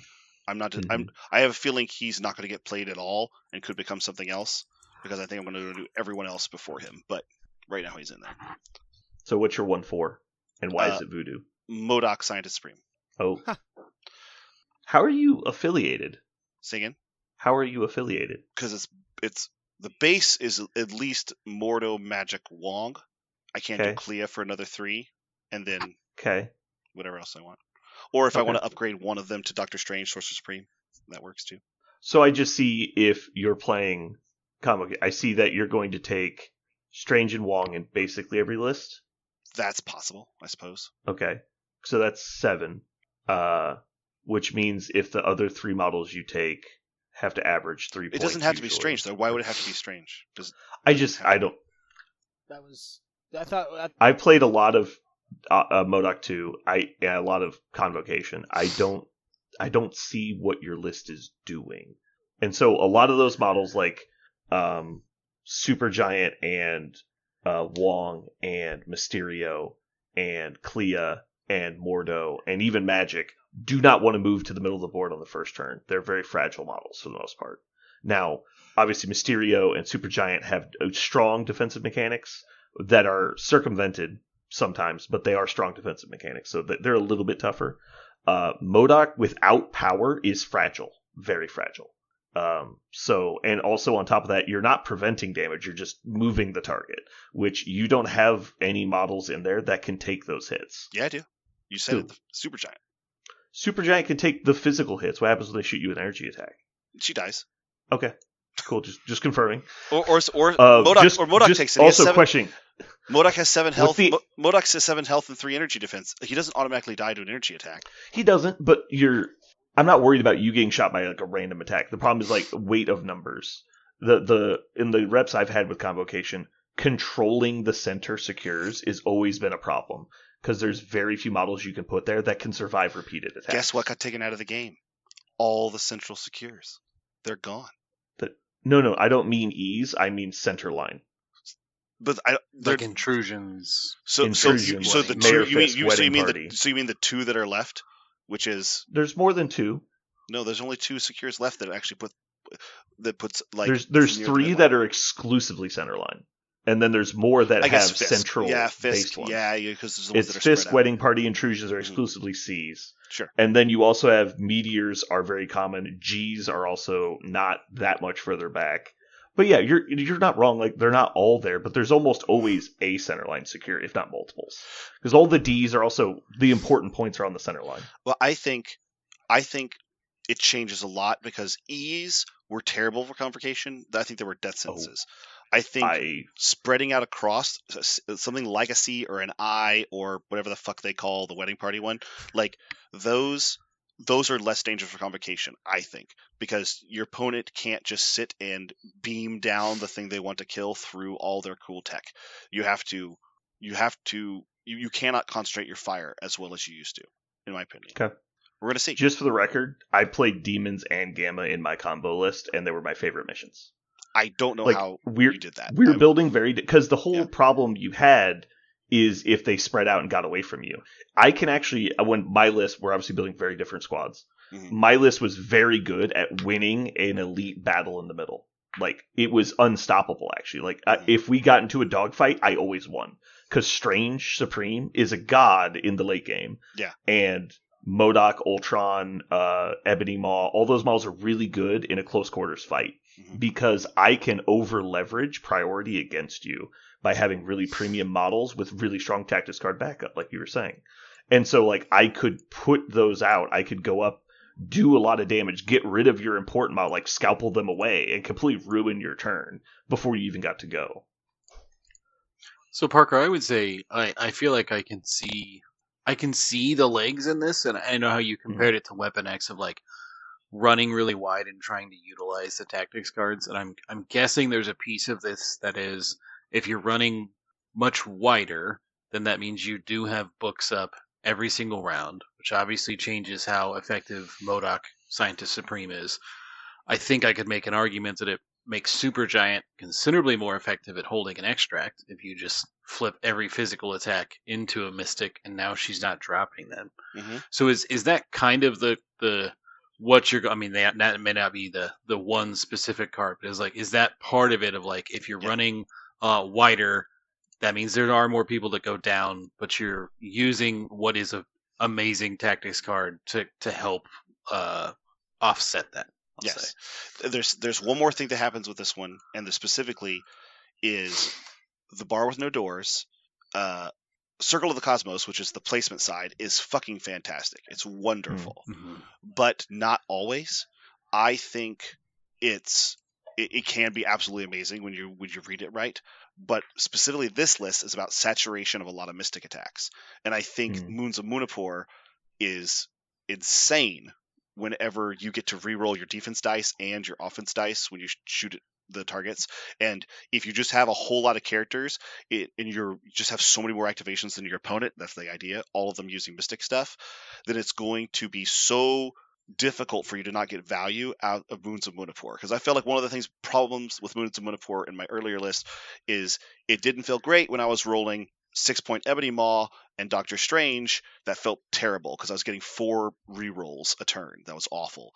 But if I had 8 rerolls a turn or fucking 15 rerolls per turn, because I'm running models like Hood, who are getting rerolls on both attacks. The rapid fire, So when you're doing that plus Hood's gang, like, you'll just have a turn where they have to kill all your models.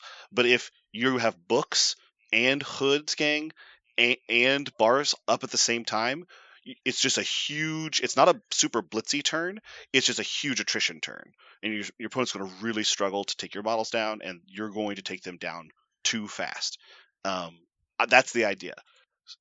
Also, because I have lots of models, Ironbound Books is going to come back up more often as opposed to having low model count, which typical Convocation went for expensive models. I'm also going to go for things like quick I already mentioned, like things that are going to supplement this idea of saturation of mystic fire.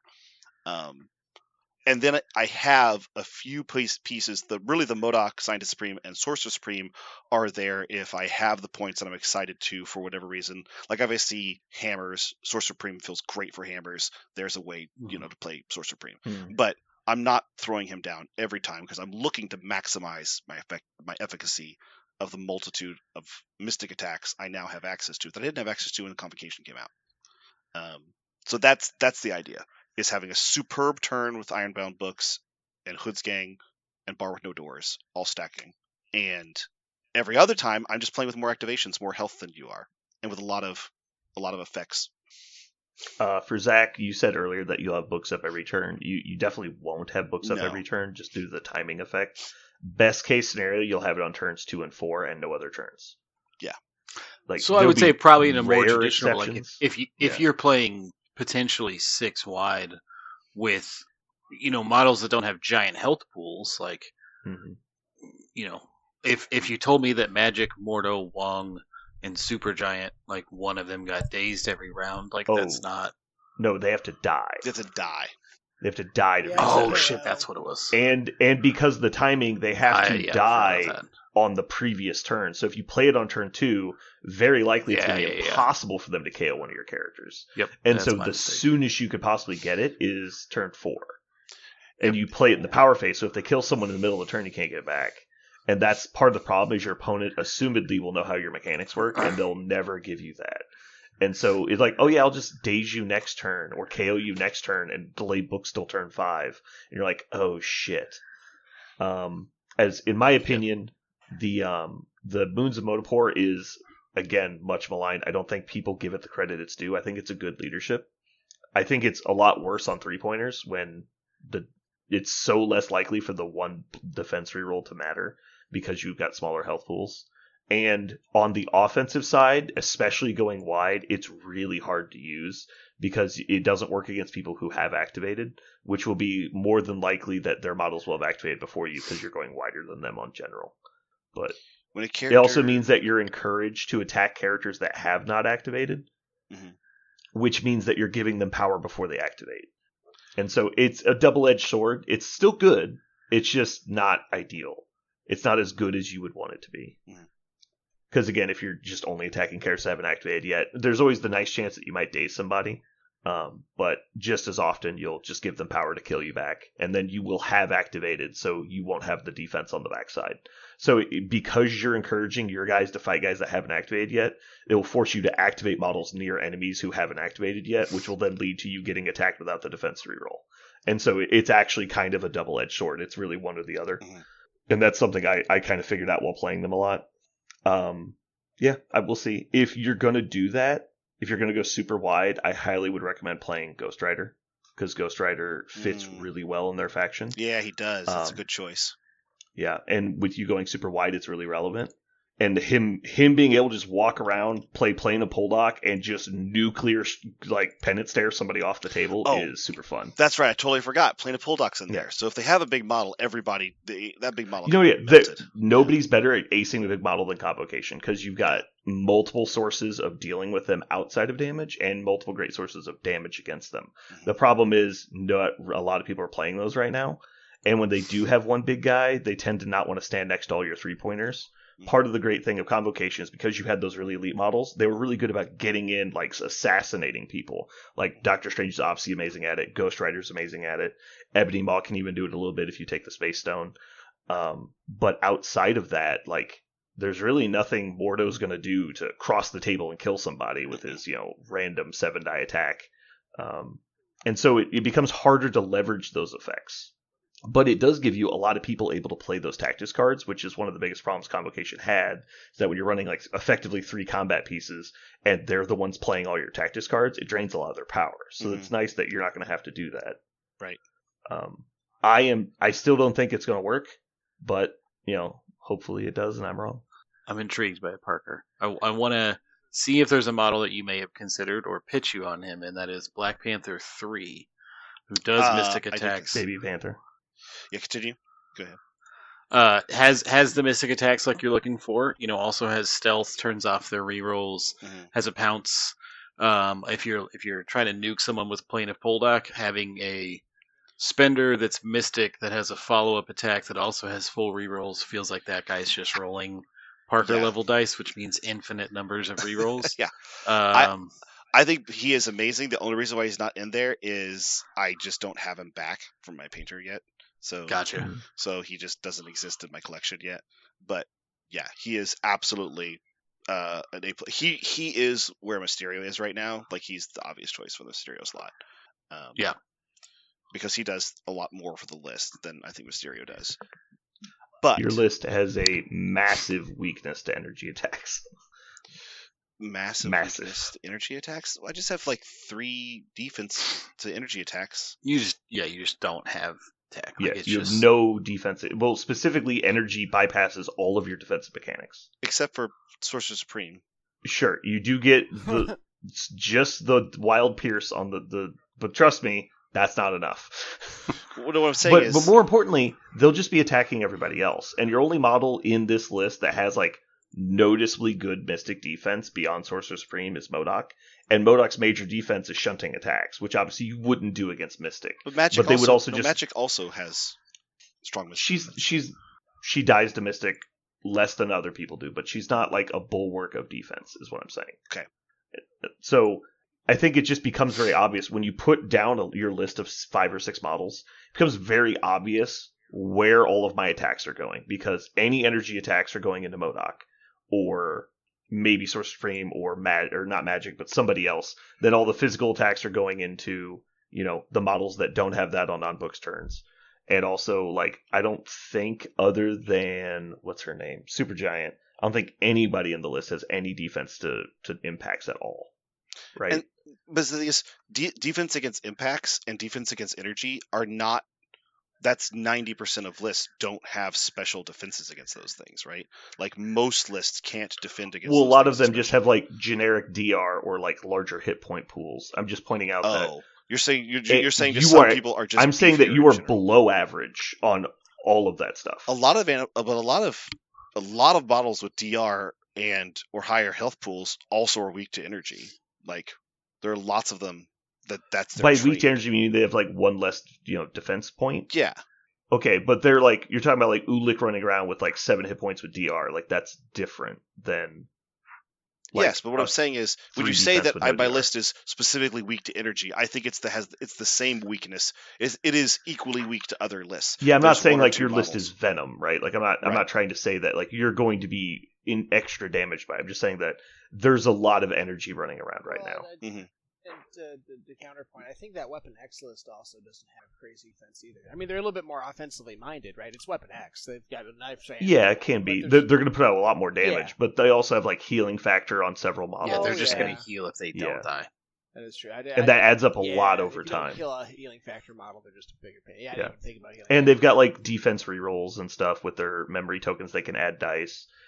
But they have a huge mystic hole, right? Yeah, which you have the opposite of. Like, so it's just a trade-off. And I'm not saying the list doesn't work, because I'm just saying that's something you need to be aware of. And this is actually something I was inspired by the Weapon X list, because I was looking at the Weapon X list and I go, okay, where they're getting the consistent damage? Well, they have to take models like Strucker or Zemo to really put them over the edge, because they have a lot of single rerolls, but they want double rerolls to make it very good. And they can spike up their dice, but in exchange they're all paper tigers. And so yes, if you roll bad if you roll bad offense dice at them and leave them on 2 health, it's terrible because they go back to full health. But they all fall down much easier. So this list, like you said, is just a different side of the coin, right? It's a bunch of 3s.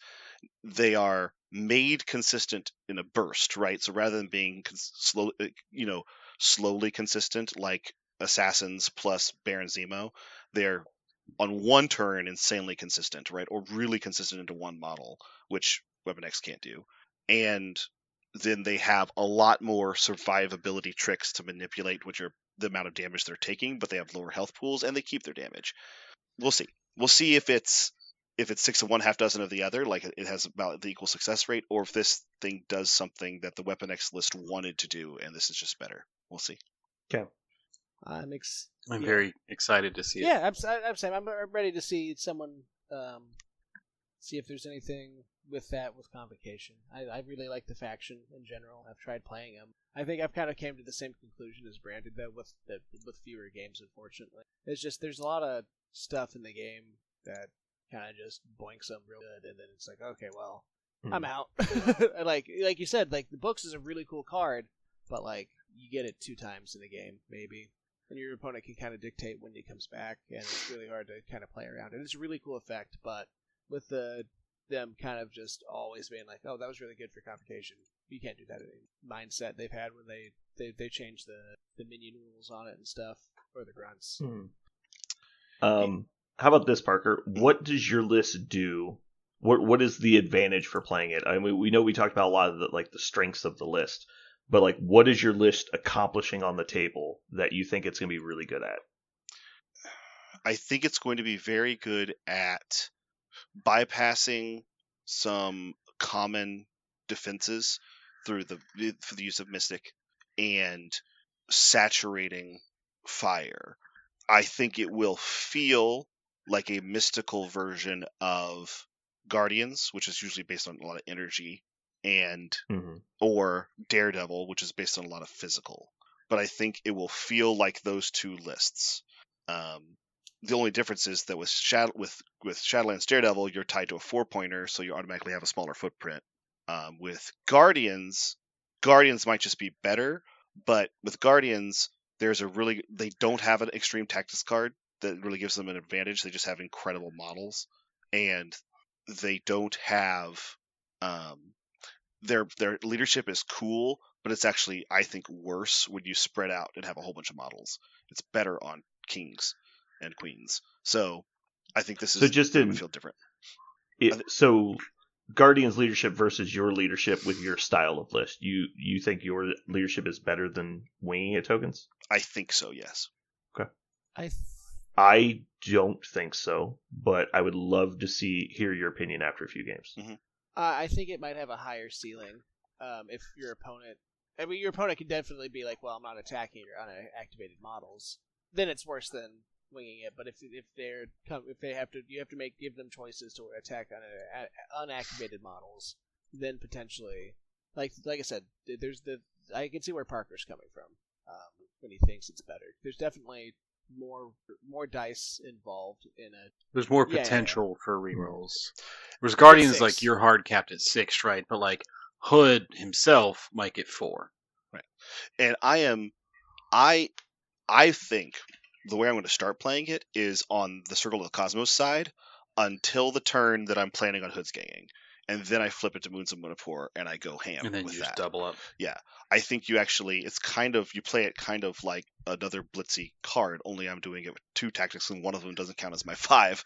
And so I am playing most of the time with the ability to place my models after I take damage, which is fucking awesome. And then when I don't use that, all of a sudden I hit it with the blitz. Whereas with Guardians, I'm kind of stuck hoping that my Guardians reroll works, and sometimes it doesn't do anything or never gets used. The only issue I'd say... sorry, Brandon.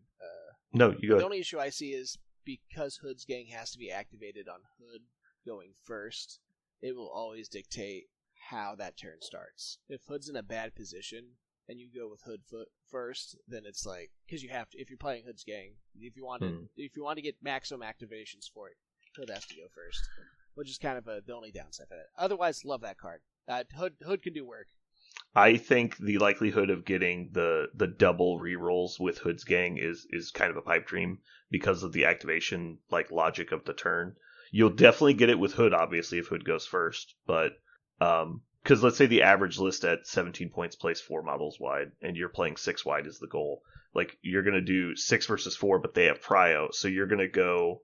They'll go, then you'll take Hood's activation, and then they'll go with another model, and then they'll only have 2 models left that haven't activated, and you'll have to target one of them, and then, 4 of your models and never get a chance to use both rerolls. Then... you're going to get 2. Then you drop the plane on them. I was gonna say there is exactly. There is No, the playing a Poldock is just going to kill somebody, just like Dark Rain. right. Like you're going to play playing a Poldock. It's not nearly as good as Dark Rain, but it is still good, and it is going to kill someone when you play it. And so it's a great card to have, but it's just like Helios Laser. It's like you die. It's just a little bit harder to use than Helios Laser. And I feel like the reason why I like this list is because unlike the Shadowlands Daredevil version, which he was already a criminal and you could play the Syndicate card. What's the name of it? The one where you steal priority? All according to plan. All according to plan. Oh, You could play all according to plan, which was the trick to that to make sure Hood went. So it didn't matter how wide you were. You played all according to plan. Hood goes first, plays Hood's gang, and now you're getting the double rerolls.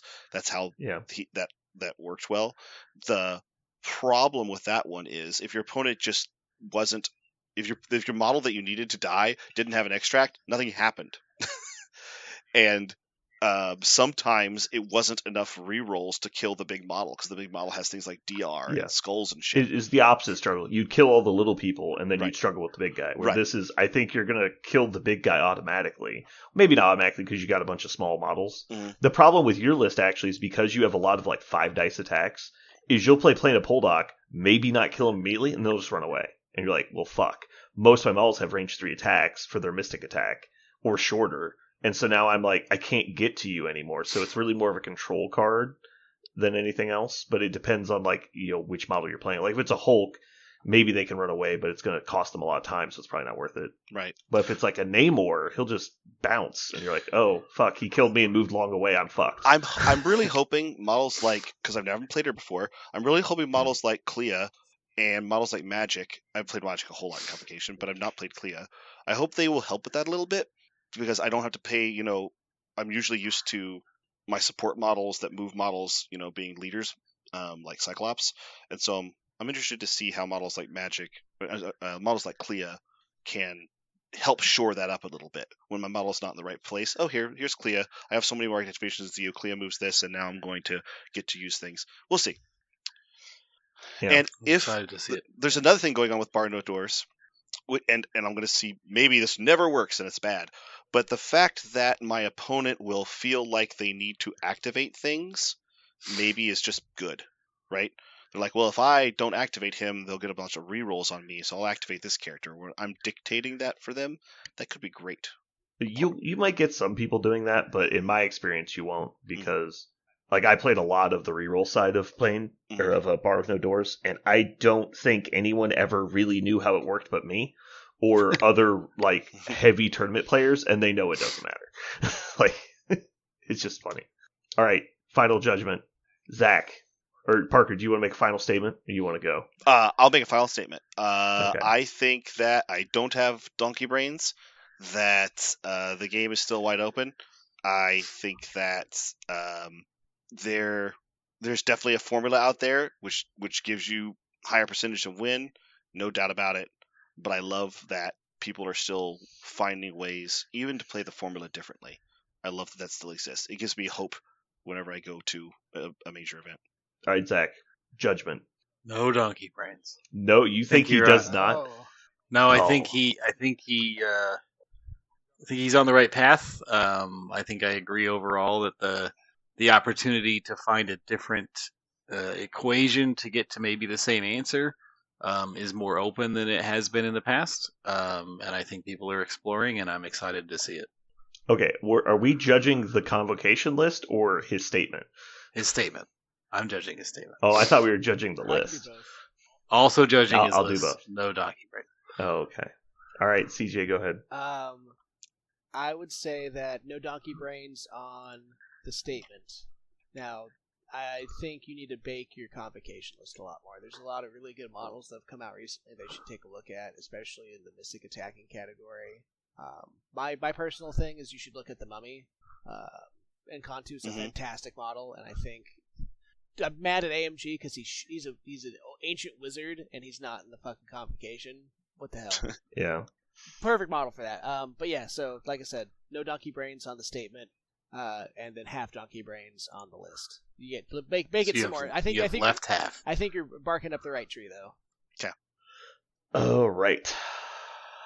gonna be diplomatic here. Oh, look at you! CJ gave him Yeah. left half donkey. Thank you, brain. harvesters, for coming on the cast and Yeah, look at I the wouldn't. effect I you're wouldn't having. schedule next week. Yeah, I think you guys can go ahead and just have an open Wednesday night. Josh's turn. Fucking Judas. 7 pieces. So I don't directly disagree with your statement. I'm gonna say donkey brains on the statement of the game is wide open, but I do think there is specifically from the archetype perspective. I think the archetypes are solved. I don't think we're gonna come up with some new hybrid list where it's like half fighty, half scenario, and it's gonna work great. Or like, oh, hey, 6 wide is the new meta. Like, I don't think it's gonna happen. I think it's pretty well ingrained as to what works, and that's just due to the core mechanics of the game.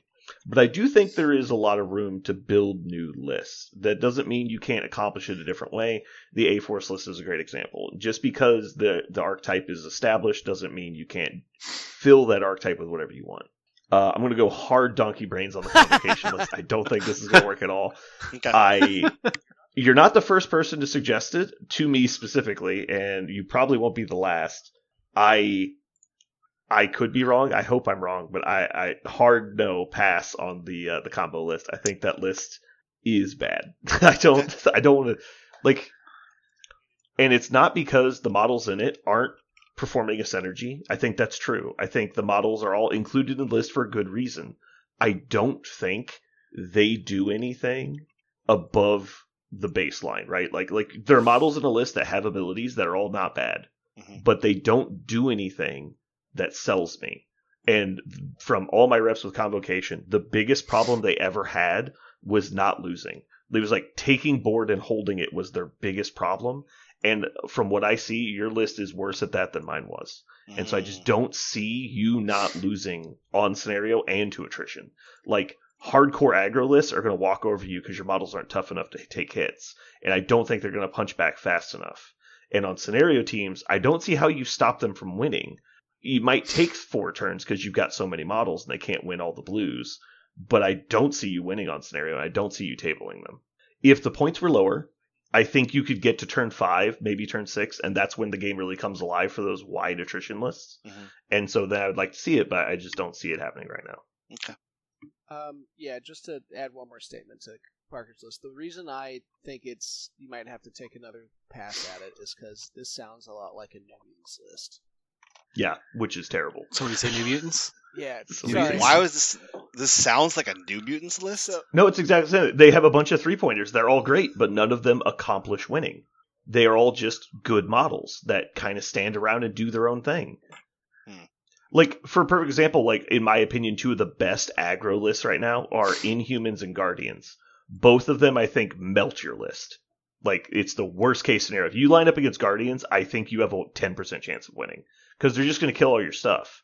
And you can't slow them down enough. And all your attacks are shorter range than their attacks. And their attacks are arguably better per model. And so I just see you losing that fight. Yeah, like I said... Especially with Nova right now. Nova's just going to murder people. He's gross. Just splash Nova in your Convocation list. You should just splash Nova. Actually, suggested models, I think you should take a look at Deadpool. He's 4 Mystic, which isn't super great. He was but actually, he has an innate reroll. Yeah. And so now you're talking about maybe triple rerolls on all of your attacks for like your second activation of Hood Gang turn. That can get some stuff done. And he's got a big attack if you need. He just doesn't use Plane of Poldock. Everything else he uses. Because 2 defensive rerolls is not nothing. Especially with, he always counts as healthy and he's regen too. Like, oh yeah, I'll just activate him now, get my rerolls, and survive. Yeah, every time he gets attacked by Mystic Attack, people are like, yeah. And I go 4 Mystic, reroll, they go, what? Block 3, and they're like, oh. Yeah. Fuck. Like, yeah. That's what happened. But honestly, I think you'd be way better off if you just a la carted really premium meta models and you're like, just take Shang-Chi and Sorcerer Supreme and figure it out from there. Shang-Chi actually he was initially a part of it. He's so gross. Yeah. He was. Because he's got 4 blanks. He's got Mystic blanks. Nobody has played more MODOK 2 in Convocation than I have. I love it, but I just don't think it works anymore. He was so slow, and he's so weak to anything that hits him on a not books turn. And so if you're sacking to real models and not to grunts, I don't know what you're supposed to do. Like, you're just killing the people near him instead of him dying. We're like, okay. You could bring a better 4 instead. Yeah. Like, Yeah, once people see it moving, they see the mechanics once, they go, oh, I'll just shake as my second action instead of attacking you with a mystic attack. Because it's not worth it. There's no point. I'm only going to hurt myself with this. Like, I'm just not going to bother. And then when they realize that, it's like, yeah, I'll just go do anything that isn't fighting you. I'll go kill anyone else in your roster because you're literally unkillable this round. Then it's like, oh yeah. It turns out the one trick wasn't enough is what I experienced a lot. Mm-hmm. Another model that I really wanted to put in because I love her, but it makes me sad that I can't.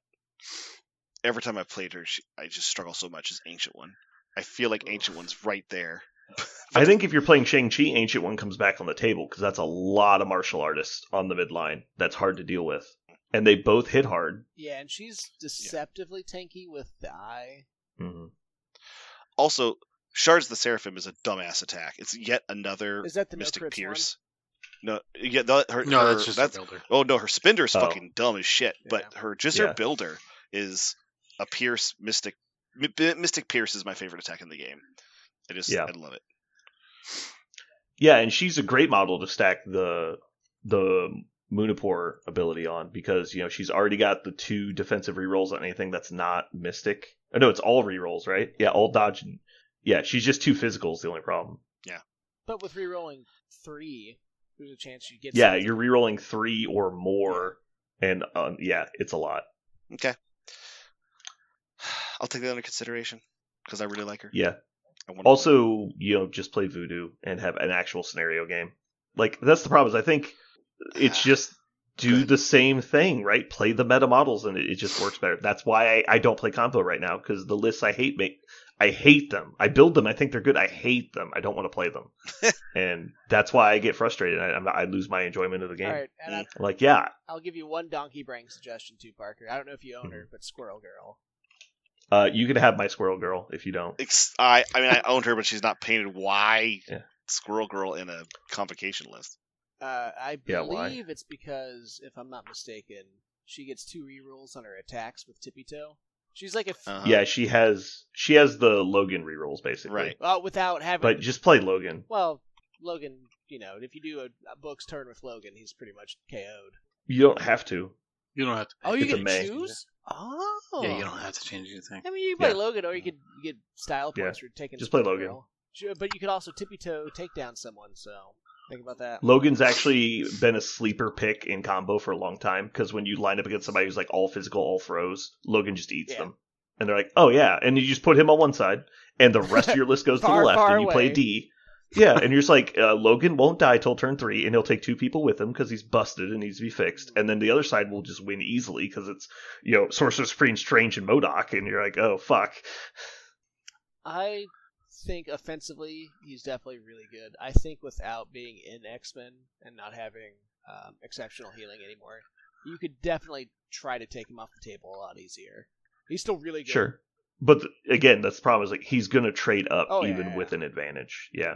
Because you're not going to close the gap without dying. And you just put him in cover and just stand him on a point. And it's like, what are you going to do?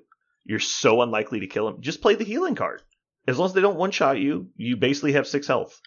I knew there was one. Or sorry, 8 health. Yeah. Wrecking Crew. Oh, God. Mystic Beam. The only Mystic Beam. Oh, you're right. Wrecking Crew. You blow up terrain so they don't get to throw it at you. Yeah. And they're fun.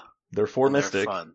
They have effects. I was like, I know there's a Mystic Beam in here. And also, I think they're really good at what's that new sword base, Macron?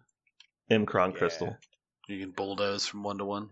You could bulldoze, walk, hit through. How did I never think of this? It's probably because I've turned this portion of my brain off. Uh-oh. You play Mephisto. Oh.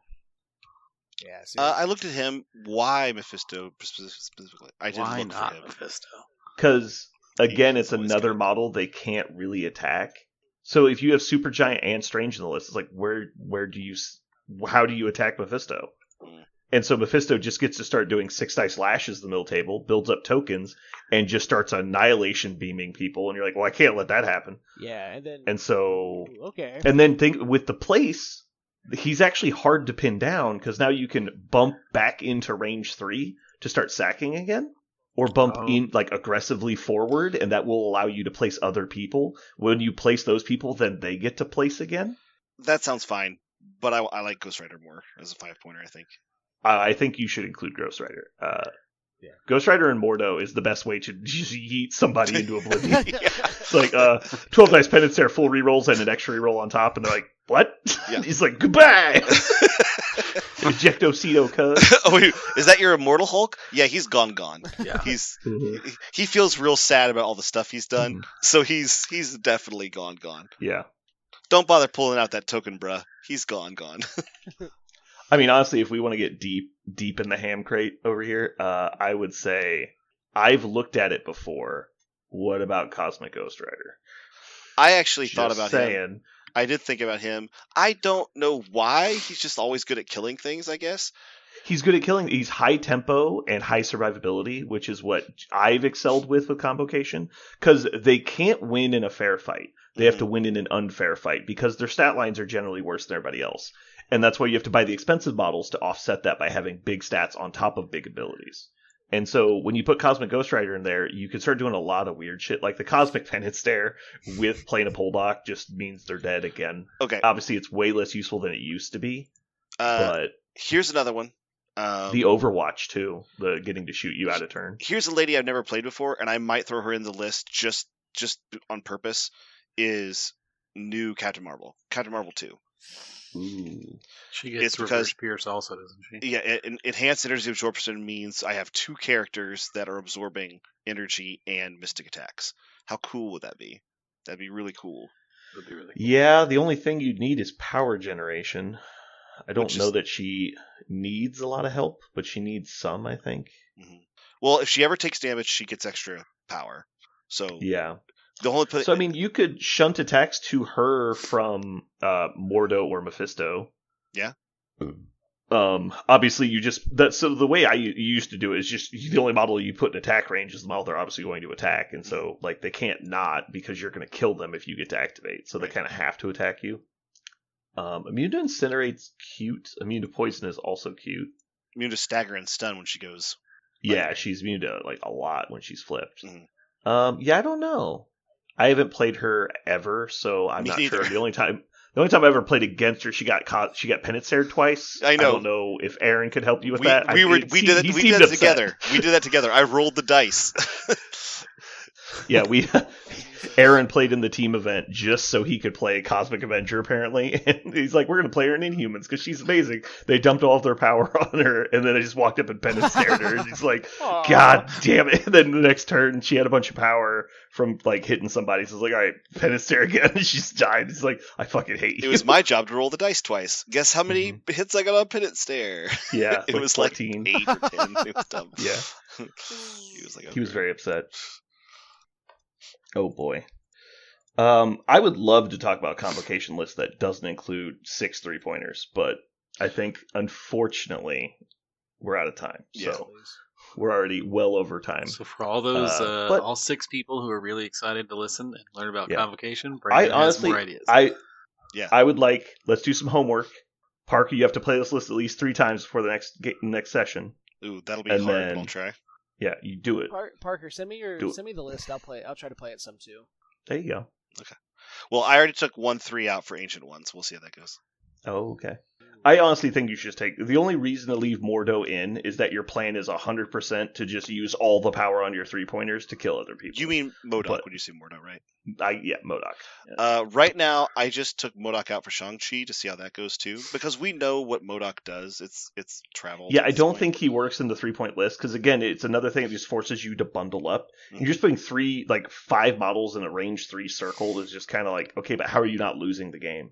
So the one model that I think that has potential that's not in it yet is Cosmic Avenger. I want to see what it does, but I don't know where she goes in. I don't know what I take out. So I guess the way So I you got 2 generally fucking just... 5s. My quick sweep on the list is like, can you beat webs? Or like win chance versus webs. And if it's like below 3 and 10, I'm like, all right, this list is probably terrible. And then I just switch to Guardians. Like, can you beat Guardians? No. All right, probably terrible then. Like, and if you can't beat either, it's like, why are you a list? But that's It's like, the thing. you got to do one of those things. That was my donkey brains conversation. That was the Mhm. whole thing, Yeah. which is if that's the way you think about the game, if the game is that solved, then that could make you really easily and frustrated and make you feel like you Well, can't ever build it's a less list. about the game being solved, more about like, can you play the game? And so, like, obviously, specifically webs, I don't personally think anyone has an advantage matchup in the webs. Mhm. I think you have games, and sometimes your games can be good. But then if you can't beat a scenario team and you can't beat an attrition team, what are you beating? And if you're only beating like random like themey forces, then I don't know. Like, you can play it, obviously, you can play whatever you want, but I just don't see how that is a competitive roster. Well, I didn't start the conversation with I found the best, most competitive way to play No, I know. Convocation, but I think revisiting them it's a good time to revisit them. Yeah. Try. Actually, the best time to revisit them will be whenever they drop all the updates for all these characters, because a lot of these characters might get some love, but we'll see. Yeah. From what I've heard, we're only confirmed to have more nerfs coming for Convocation. So Yeah. I'm not joking at all. That from the only thing I've had confirmed by people who know is the people who are like, yeah, by the way, there's more combo nerfs coming. I'm like, oh, great. You could think. So Clay is getting changed, but made worse. Yeah. Because that's a I didn't say very that. low bar. All I'm saying is I have not had that personally confirmed to me. The only confirmation I have is of a Convocation affiliate model getting worse. Yeah. We know That's Wong so- is. Yeah. Well, I heard Wong. Mm-hmm. I think they said Wong. I think they said it. Yeah, Yeah, I think podcast. Chick said it in one of the podcasts. But Chick says a lot of stuff in podcasts that's factually false, so we'll just let that go. Well, Not like I this can one. always dream. Nothing but truth Yeah. here. Yeah. All right, we got to get out of here because we're super long already. Thanks for tuning in, everybody. Maybe we'll have more combo talk next week. Maybe. Thanks for tuning in. This has been Brandon, And Parker. And Zach. And CJ. and you just listened to Parker Has Donkey Brains. No, I don't. Yeah, you do. Facts. You have 2/3.